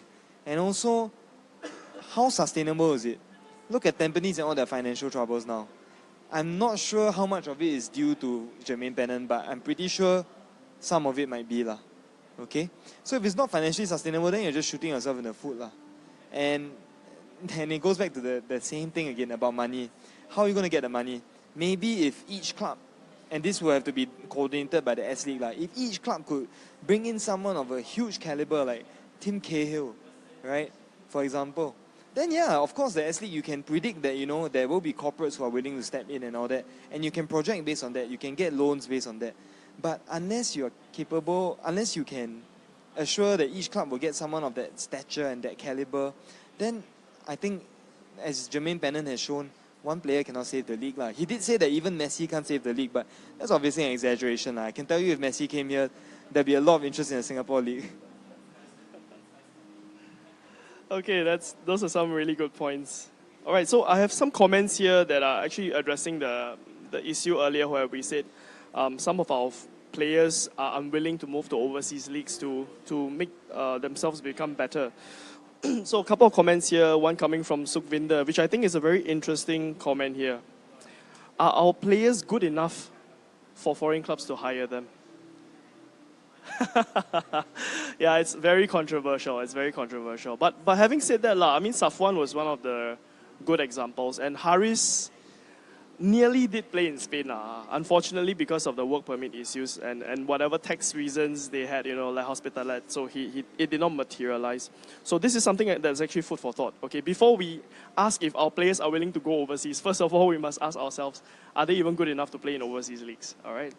Okay, and then going on, Ken Hong Tan actually has this comment: invite some Malaysia scouts to come over. It could be a good start. I believe there are many of our national team players that can make it in Malaysia. I mean, there are. Yasser is playing there right now. Safwan is playing there right now, right? Even Sayun Soimi playing for Sarawak. But the thing is this, the players who are playing in the Malaysia League, okay, I want to ask your opinion. Do you think playing in the Malaysia League, okay, be it the Premier League or the Malaysia Super League, does it help them to improve as a player? Yeah, that is a very touchy subject. But I hope you answer me for this, all right? Do you think the Malaysia League is a good enough platform for them to improve their skills, or is it basically just a place for them to just go and play some football, earn some money, and then come back? What do you think? I mean, if you look at JDT, for example, I think it's a great example. The players obviously were exposed to better level of football, especially through continental competition. However, training-wise, obviously I'm not there, so I can't say whether the training was better or was not better. But I think it's telling that whenever we have a local footballer who goes out to another foreign club, like for example, Izwan went to Japan, and for example, Adam Swandi went to Metz in France. All of them say the same thing. Everything is very professional. The players come very early and they leave late and all that. But I'm like, that should be the norm, right? That should be the norm. We should be very professional about this. And why are we not? And is it coaching? If it's coaching, then that goes back to my first point. Maybe we just get more coaches, incentivize more people become coaches, and that might improve. Is it because of salary? If it's because of salary, then unfortunately we can't change much in the short term, short of the government giving tons of money, which I don't think is sustainable anyway, unless, there's corporates backing it. So aside from all this, right, then, the very direct question that Aaron has posed is, are they actually improving? I hesitate to say they are, frankly, because they're being exposed to bigger crowds and all that, but that doesn't necessarily equate to good football. For example, Indonesia, always fervent crowds at stadiums and all that. But for a while, we were beating up on them. No issue, right? We are small S-League crowds, but that didn't matter. We were still beating up on them. Now they are beating up. They're still not beating up on us, but they can beat us right now, right? So I don't think the fact that they have big crowds, all that helps that much. Of course, big crowds does mean more money. More corporates will get involved. That's the first step. But what you do after that is also equally as important. Are you going to plow the money into worthless stuff, or are you going to be like Iceland? Take the money from FIFA. I think they were given like 2 million or 8 million or something from FIFA. And they built like more than 100 small-sided indoor pitches. I think about 15 full-size indoor pitches. That's what they did. That's the kind of level of initiative and like direction that's needed from the top. And look, the FS is new council, right? I think someone has mentioned in the comments like, do we have faith in the new council? I said, and my answer to that is always, I don't prejudge. I need to see the master plan, right? If the master plan sounds like, is promising and all that, then you give them the requisite amount of time. If they say they need 3 years, give them the 3 years. right? Let's be fair. It's like a KPI lah. So let's see what they can do lah. Okay, I keep it short here. Basically, right, if you were to look at Southeast Asia, right, apart from Thailand, which is in their league of their own, okay, basically the standard of football is pretty much the same. Okay, you go to Myanmar, they are playing the same way. You go to Malaysia, you're playing the same way. You go to the Indonesia, they're actually playing the same way. The only difference is the crowd. But if you want to know, right, each state, I mean, the teams over there, right, is just like one area. They have one team. While Singapore, we just have a small area, but we have quite a lot of teams. Yes, I mean, they improve a bit by going there, but at the whole, you know, I think that on the Singapore side, okay, we really need to let the players expose themselves on a continental level. Okay, basically regular AFC Cup, or maybe go to clubs who play Champions League like Mongtong United and Buriram. Okay, players should aspire to do that if they really want to go up, take a step level from their comfort zone in Singapore. Yeah, that's all I want to say. So on the topic of ASEAN, this was something that was brought up by Amshar Hanif, a Hougang fan, in the last episode of the podcast. So what he said was, instead of looking at marquee players coming in from other countries, why don't we look at bringing in ASEAN stars? So right now we're talking about exporting our players. Why don't we look the other way? Bring in the best players in the ASEAN region to come in. Do you think this is workable? Yeah, actually this was coincidentally one of the points I brought up to FAS in my letter lah. I feel that, you know, there are many, as you know, Singapore has many migrant workers, right? If you look at the time when Myanmar came down to play our national team in a friendly at Jurong East Stadium, it was full of Myanmar fans, of course, not Singapore fans. It's full of Myanmar fans. And I mean, if you can get that at stadiums, right, it will sound pretty sad lah, that even our matchday atmosphere is created by foreigners. Everything, our skyscrapers are created by foreigners, our drains are created by foreigners, even our matchday atmosphere created by foreigners. But who cares really at this stage? Our league's in such a dire state, right? If we can get, for example, let's say one ASEAN spot for each club, right, and they won't count as foreigners, and get them in, why not, right? If one club decides that it's in their financial interest to push the boat out to get Chan Vatanaka in, why not? Why not do that, right? It's very promising ASEAN talent, right? Do it. Maybe if we can tempt some of the aging Thai stars from the Thai league to come down, why not, right? Who knows, next time, what's the guy's name? Cyril Chapuis, right? What if one day he tires of the Thai league, you know, and he's slower and so cannot play in the Thai league anymore. But if he can still cut it at our level and he's still handsome, we can still take him in. Right? I think in Thai league, especially, I would like to emphasize, okay, basically they have a 3+1 spot, 3 foreigners and 1 ASEAN spot.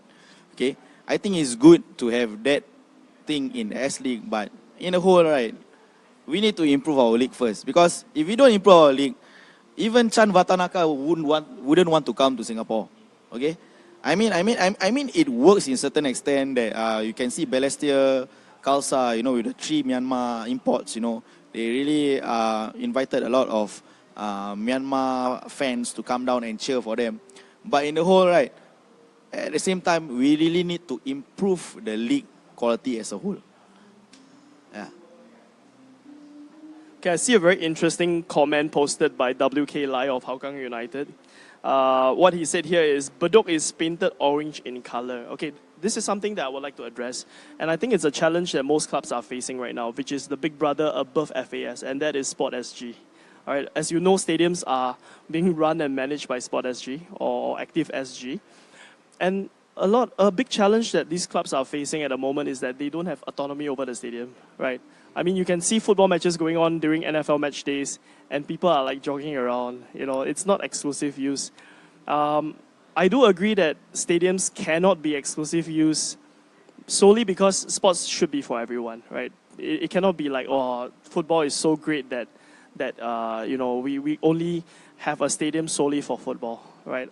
But I mean, look at it this way, lah. For Active SG to actually come in and do something like this, paint Bedok Stadium in their colors, which is orange and red, it actually makes the supporters feel very sian, right? In local context, very sian, right? If I support Geylang, my colors are green and white, and my stadium was green and white. When you did the stadium upgrades, you added in the new tracks, which is very beautiful, by the way. But then you painted it a different color. It actually kind of contradicts what the club is trying to do. And I do know that Geylang is facing this challenge. I mean, they obviously they would like to have it in their colors, but it's not being painted in their colors. Now, going back to the topic on stadiums, do you think that maybe some arrangement should be worked out between the FA and Sport SG to have more exclusive use of the stadiums? Okay, because one challenge that I understand, all right, and this is coming from a source that I will not disclose now. Part of the reason why they don't do carnivals in stadiums on match days or extend the carnival outside of the stadium is because they are not allowed to. Because Big Brother says you cannot do it. Whatever you want to do in the stadium, you do it, but don't extend it outwards. And as we all know, okay, in Jalan Besar we can do it because Jalan Besar has quite a long corridor and you can actually place a lot of stalls inside. But how about other stadiums? Like, look at Bishan. I mean, if you want to have food stalls, it's a bit difficult. You can do it outside the stadium, but that's where the red tape comes in. And this is a big challenge that we are facing. Hougang Stadium, you have gate 3 where they serve the buffet every time. But that's about it. If you have stalls in front blocking the fans, it's going to block them when they watch the match. Okay. Do you think this is something that must be addressed right away? Is it a very hot ticket issue for the FA? I think we've all lived in Singapore long enough. When there's a problem, if it gets to the right people, it can be solved. Big brother, no big brother, I'm pretty sure if the big enough brother cares about this, it can be solved. And that's why I always say, I think fans should be given a platform to speak, because some of these ideas have come from fans and all that. But for example, let's say Bishan Stadium, you say there might be an issue having the food inside the stadium because, like the track is literally a different level. That helps in that, the viewing is actually better for supporters. But okay, very simple, right? The outside of the stadium, right, there's a row there. Why can't we put 4 stalls there, for example, right? Why can't we do that? I mean, if you can have weddings at void decks, right, with food there, you can have funerals at void decks with food there. Why can't we have stalls at a stadium which is not even that near residential area, so it's not going to cause that much disturbance. Hougang Stadium, I can see, maybe, some people will be worried about the noise and all that, but if you cut it at like 10 p.m., where matches are always end by 9:30, what's the real issue? You have Ke going on for longer than that.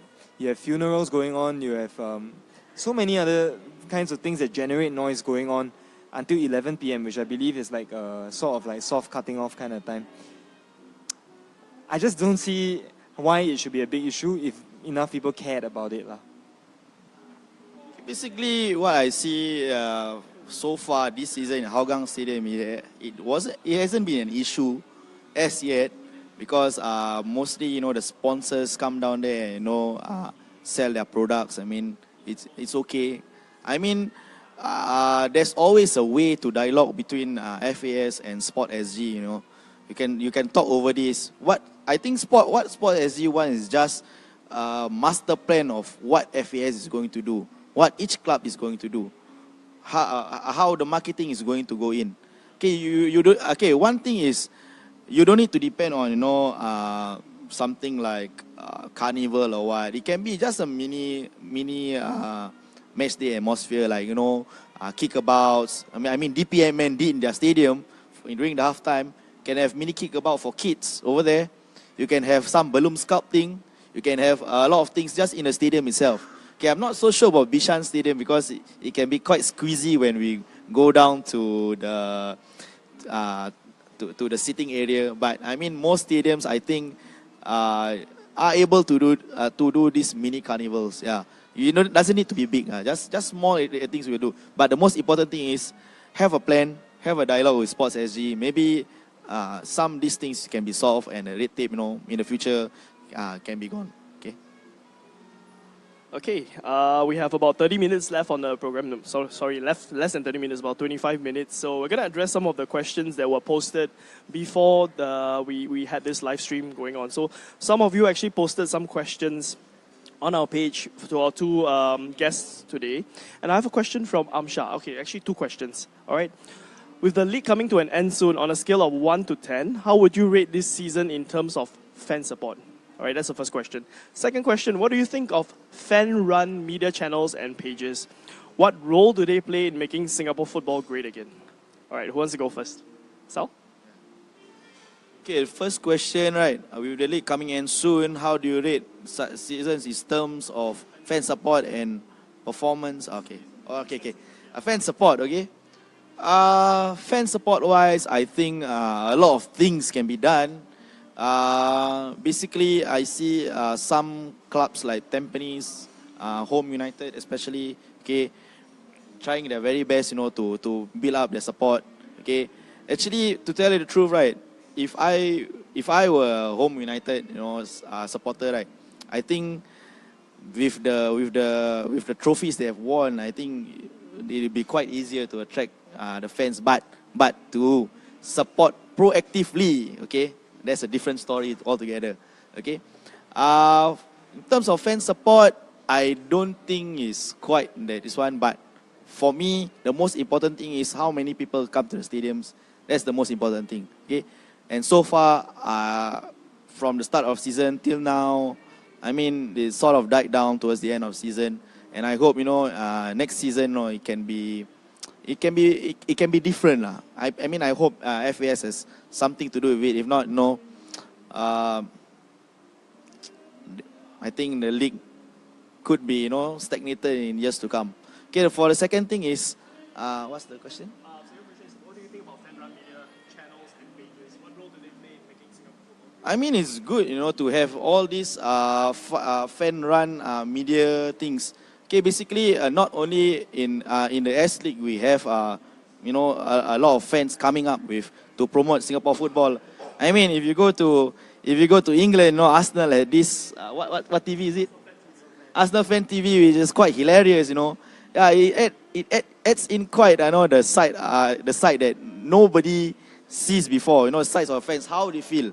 I mean, for this type of media, right, I think it's a way that the fans can have an outlet to express their happiness or their disbelief or their unhappiness towards the management or the organization like FAS. They can have a platform there, but in such a way that it can be a bit censored lah. Yeah, I mean media in Singapore, there's always a red tape with it. So I hope a lot of fans will come up and do these organized media things so that to promote the game that we love. And the same goes to other sports too. I mean, if people like things like athletics, maybe they can do podcasts on athletics. I mean, one thing that Singapore lack is, the national media is not covering the local sports often. I mean, I thought, by opening the newspaper, I thought that Singapore was still part of England or Italy. Yeah. So I hope that more fan medias will be set up and play a part in making the sport better. Yeah. Yeah, nothing much to add, but I will agree lah. I think fan-run media actually plays a very big role in Singapore football because of the constant coverage of alternative football like English Premier League or even the French League now with Neymar there. So, we definitely need it so that it creates a culture where, people think that, this still matters, Some people still care about football. I'm not the only one who cares about Singapore football. There are other people just like me. Let's work together to improve it. Let's work together to continue supporting. Okay, a couple of questions from Dilshan. First question, as in your supporters group right now, do you think that your feedback to authorities are taken seriously? And the other question is, what can be done to generate or maintain interest after the season is over? Now, this is very relevant now because this season is ending soon. How do we move forward into 2018 for the Wolves and for the Home United Supporters Club?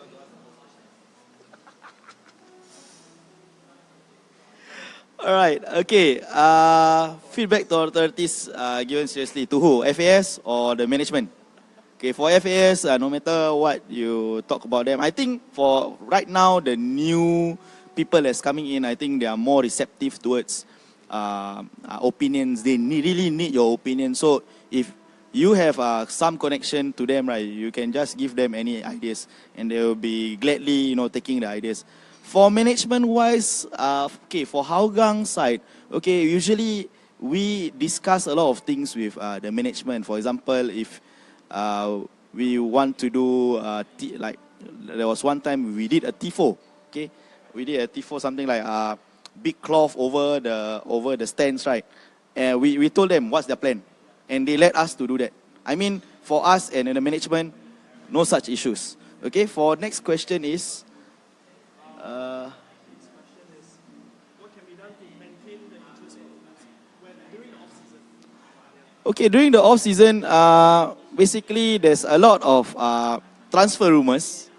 Okay, you can try to, if your management is quite open with it, you can try to pry them, to ask, who's the players coming in or that, or if you were the one who, if you are such a fan, right, you can just try to generate hype. For example, I heard next season Hougang is going to sign Khairul Amri. You can try to generate that excitement, and people will come in and comment, and that's where you can get a lot of people interested in making a conversation out of it. Okay. Another thing is maybe as a fan side, for post-season you can do a lot of activities. Basically, Hougang, every end of the season since 2013, we always have the players against fans games, which we always play against them, and we always get our asses down to the pitch often because they are too skillful for us. So yeah, maybe in the future for deal, you can talk to the management and you can see whether you can work some activities out with the management in the future, right? Yeah, I think sustaining interest in the off-season is not easy for S-League clubs. If you look at, for example, the English Premier League clubs, they don't even have to do that much, in the off-season. Basically, they play pre-season friendlies, and all these friendlies are covered. Any player they're interested in signing, that's covered as well. Right? Any player who's leaving, that's also covered extensively by the media. We'll never have that in Singapore. Okay? That's very, very hard to have unless our football reaches a certain standard. So it all comes back to that. On what can we do in the current situation, I think what might be useful is for clubs to, and this requires a culture change as well. Contracts need to be longer. Why do I say so? For example, let's say you support Home United, or you support, for example, Albirex Niigata. The players who perform so well for you this season, you get attached to them. But then at the end of the season, they might just go. Right? And there's just no certainty. Like, for example, if you support Arsenal, at least you know that, for example, Koscielny will still be here this season or next season. But there's really no certainty, if you support like Home United. For example, last season, two of our more important players, Azhar Sairuddin and Zulfari Arifin, now they're rocking up at Hougang, right? How do fans bond with the club if the players are not going to stay? That's one of the things. And how does that help when you're trying to sustain interest from one season to the next? It's very, very difficult. Is it easy to love a club like Home United? No, it's not that easy, You look at Daniel now, he's a very famous super fan, but he's famous because he really is the only one who has stuck through the club for so long. And I think throughout that time, who has stayed? Maybe Jumat Jantan. Other than him, I genuinely can't remember that many names who have stayed, So that's one of the challenges the clubs face. But Sal is right, the club should perhaps look at such events like, players against fans.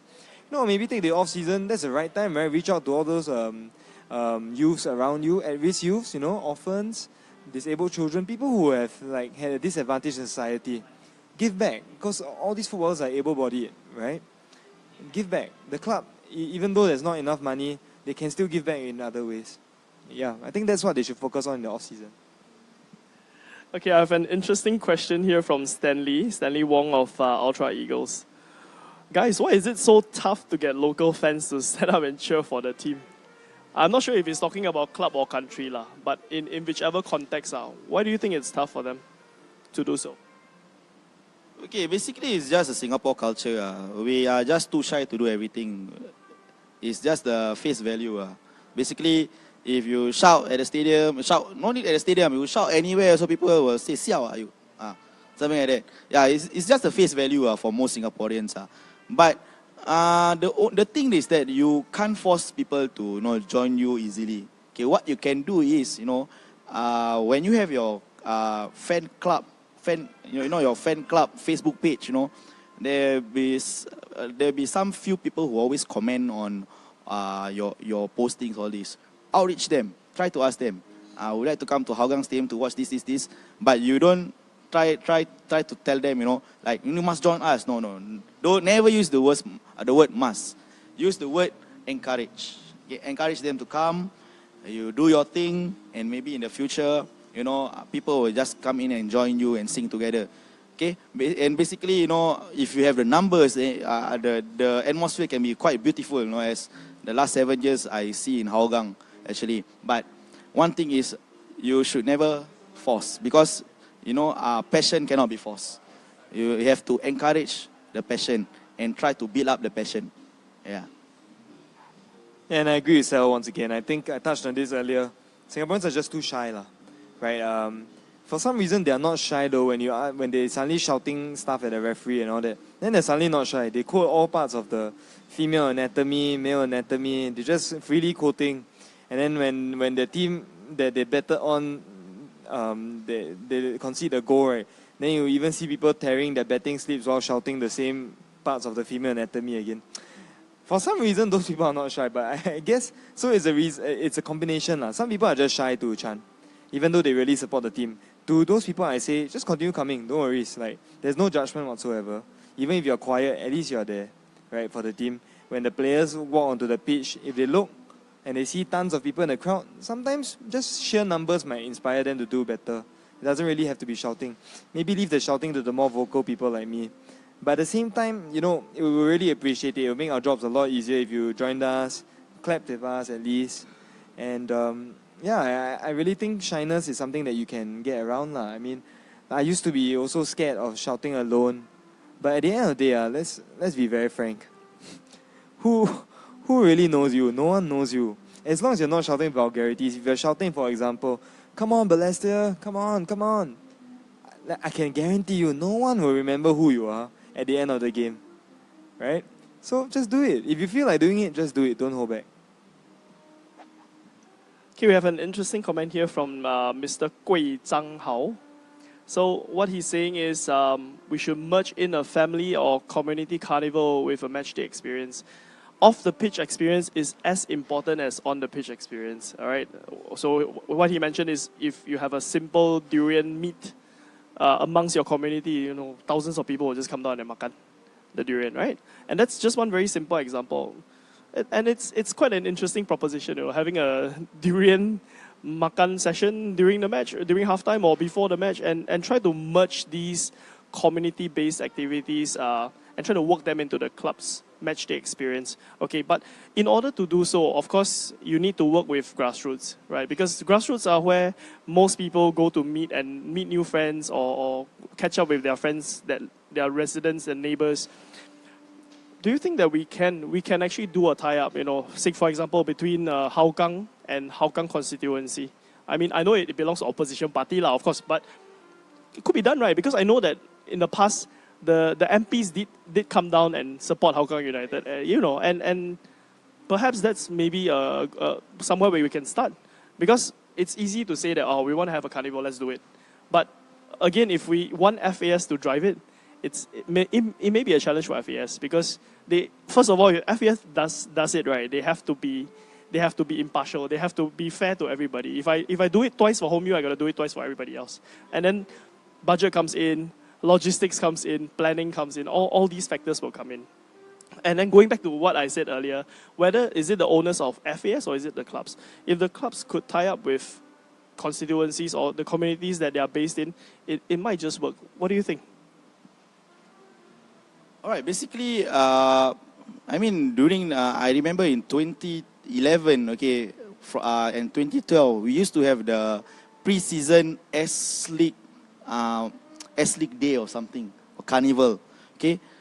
But after that, apparently, it just died down and nobody came. I still remember during 2011, it was at Scape, okay? I think that was a brilliant idea by FAS, to bring in, this to bring in this carnival so that people will come in and know about the clubs and know who's the players coming in, what are the jerseys like. You can sell your merchandise there.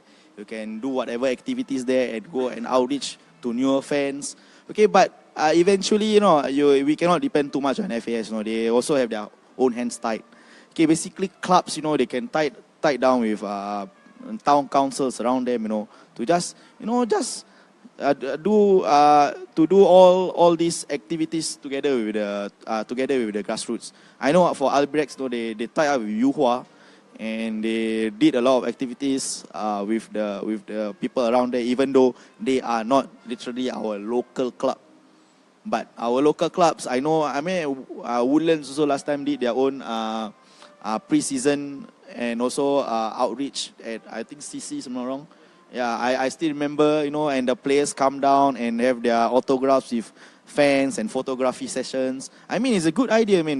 You start with basic things. No need to do like something like a big event like that. You can tie up with other events, like for example, Chinese New Year night. Maybe you can combine with the RCs nearby, and then you get the players in and do some talent shows like players singing or players doing the keep updates on all these. All these basic things we have to do outreach. So the most important thing is market your club. Okay, spend the money on marketing. Yeah, I know players are important, but to get, if your players are unknown, then what is it about? Okay? I think the durian walk was perhaps a very interesting idea, because I think what happened was that one of the CCs, or whatever, one of the RCs actually organized a durian run where there was a 5 km run or something, but you had to carry a durian while running. So they encouraged people to do it, and it was quite a sight. I tried to sign up for this run, but unfortunately it was oversubscribed, and I had to be put on a waiting list, and they never called me back. But that's a very interesting idea, because if something as simple as a durian run can engage people, what Aaron said just now about, having a durian, maybe a makan session during the game, why not? Maybe those people are not there to watch the football, but look, at least they're there, and they have a chance. Just like the Albrechts Pokemon thing, they might come back again. You never know, right? If they like what they see, they might come back again. And even if they don't come back again, that's a money spinner, because like for the durian thing, if I'm not wrong, they charge entry fee of like $15 or $20 just for you to hold a durian, which they provided, right? And there's a coconut as well, if I'm not wrong. They gave you a free coconut at the end of the day. But it's simple stuff like that. If the clubs can do it, it's fun as well. And I believe they can make it fun for the clubs. For the players and all that. Whether FAS should be the one driving it or the club driving it, I think the club should drive it, right? But I think sometimes, right, let's put it this way. Corporate sponsors might look at, say, Balestier Khalsa and say, yeah, but what's in it for me, right? And that's where I think FAS can help. Because FAS has a much wider range of network, a wider network of contacts and all that, and FAS can use their clout a bit, their connections. I wouldn't say pulling strings, that sounds a bit desperate and a bit under table, but I'm sure they can call on some favors, and certain things can be done, stuff like whether food can be brought into the stadium and all that. It shouldn't be an issue. Okay, we have time for a couple more last questions before we close off this session. I see an interesting comment here from Kishore. Kishore was saying that we used to produce good strikers in the past, but I don't see any good goal scorers. And if you look at results of late, goals have been hard to come by for the national team, all right? But looking at the strikers that we had in the current generation and the ones who are still playing, the older ones who are still playing, is it because of a tactical decision that causes us to score less goals? Or is it really a problem? Like, I think, Sal, you mentioned in an earlier interview, which I posted this morning, where Singapore's system is quite standard, right? 4-2-3-1. So it's always that one striker.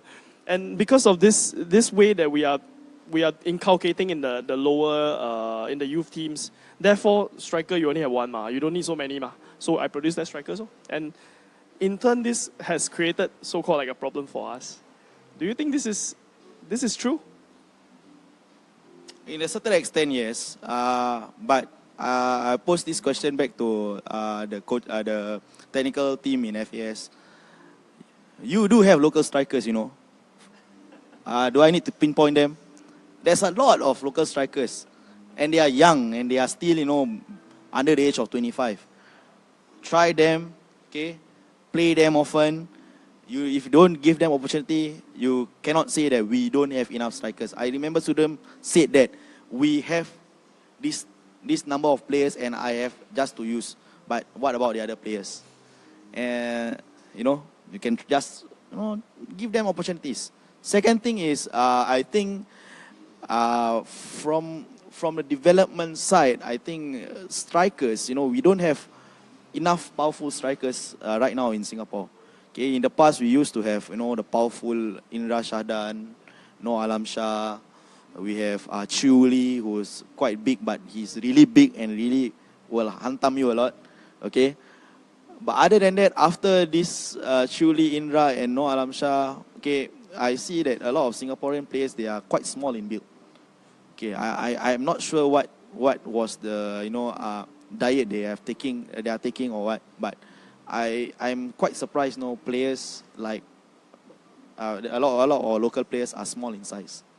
Yeah. Whereas if I go to Thailand, Cheryl Chapuis at 25 is already quite stocky. If you see players like let me see who's the one playing in Japan, Chanatip. Even though he's quite small, but he is quite stocky. You can see his legs. He's quite powerful. Okay. I'm not so sure what is the fitness standards here in Singapore or what diet the players are taking. But I think, we need to take a look in it and see, what can be done, to build these players to the, to the exact, to the requirement that they become, they look like professional footballers. Yeah, I think I do agree. But I think the joke is that last time we had no Alam Shah, now we have no Alam Shah. So, and that's our striking situation, past and present, summed up. But Noah Alam Shah himself has come out and commented that the level of strikers right now is actually not as good as it used to be. I mean, that sounds like he's buttering himself up and trying to talk himself up, but I do agree. I think that while there are strikers in the S-League now, I genuinely can't say that any of them are as deadly as Indra Shadan Dawood or Noah Alam Shah. And I think even the fringe players last time, right, used to be more deadly, for a striker role. For example, Mazrizwan Masturi and who's that? Fazul Hasni Joraimi. I think these are players who were more. I don't want to slam the current strikers as well, but maybe they have more chances, right? To play. Whereas nowadays they don't, because each club has a foreign striker.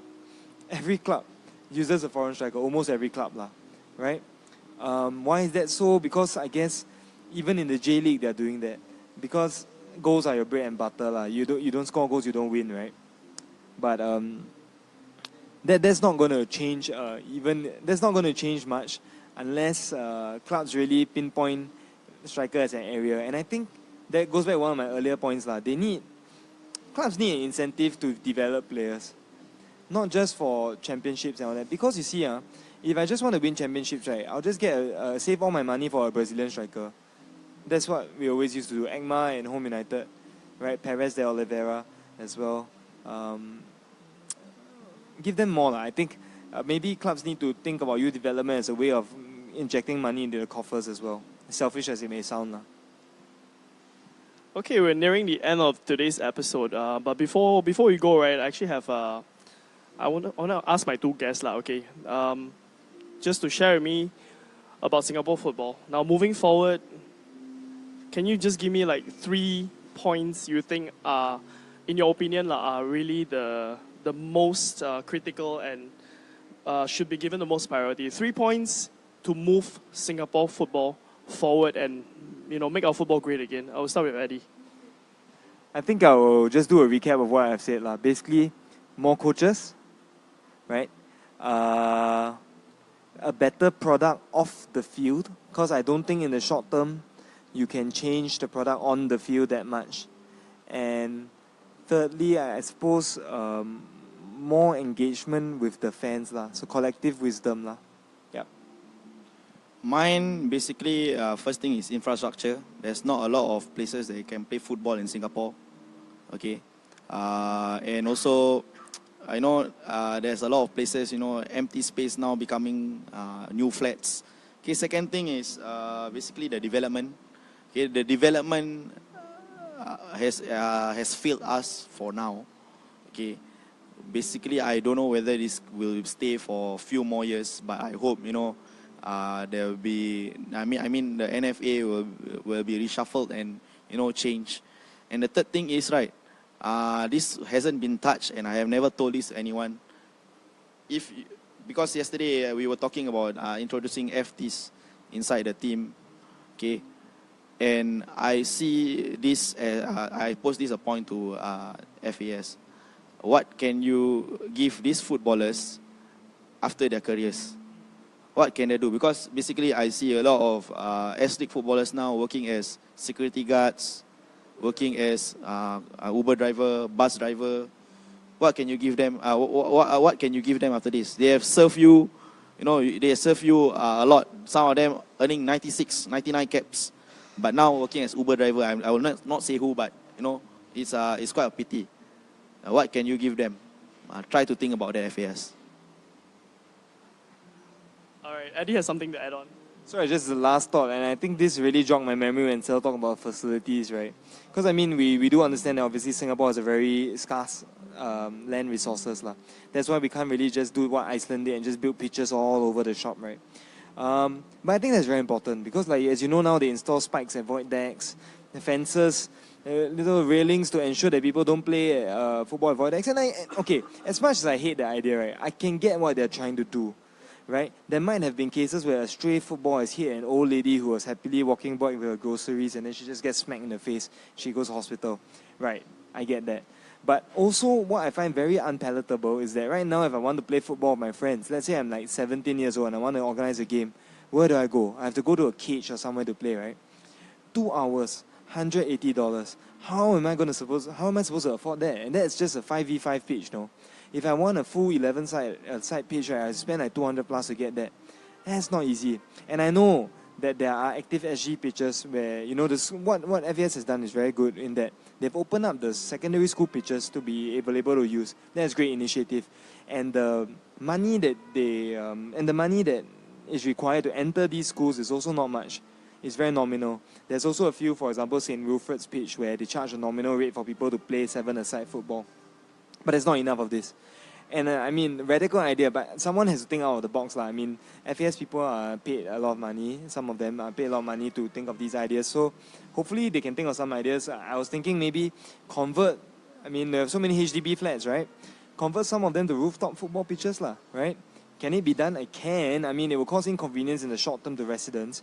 But if you can assure them that all games will end by, even if I say 8 p.m. or 9 p.m., would that help? Of course it will help. Because kids in the block can go up and anytime they want, they can just take a ball, shoot to go, right?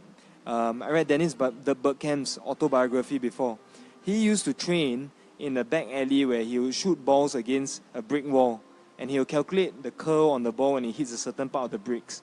That's an extreme example, but if we can make it easier for our kids to go out there and train in their free time, why don't we do it?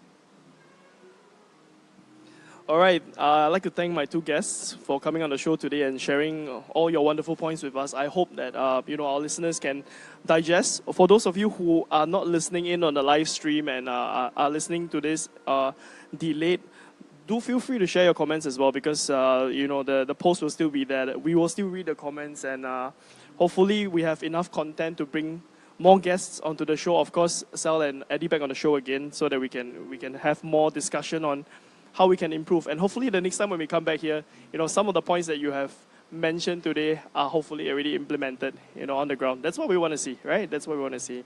And before we go, I also like to give a special mention to this cafe that we are doing the show in today. It's actually just a stone's throw away from JBS, and it's occupying the previous lot that was occupied by Western Co. Okay, the name of the cafe is called Black White Tail. And we like to thank the owner, Robert, for graciously giving us the opportunity to do the live podcast here today. Okay, so if you're in the vicinity of JBS, do drop by. We just tried the food today. The food is fantastic. I'm going to post up some pictures of the food that Eddy, Sal, and I had earlier on, and you can look how delicious it is. The address of this place is number 35, Tyrwhitt Road. All right, do drop by. Try the food, support Robert, support local, and let's hopefully this place will grow bigger, as big as what Western Co used to be. All right, and that's all the time we have for you today. For the next podcast, I'm not sure if it's going to be live or it's going to be our regular podcast show, but keep the comments coming after the show. Share with us. I'm sure there are many more people who have many more ideas. Do keep your ideas coming in, and hopefully it becomes a knowledge bank where FAS or the clubs can tap on. All right. Thank you so much for joining us, and have a good Deepavali night. And good night. Thank you.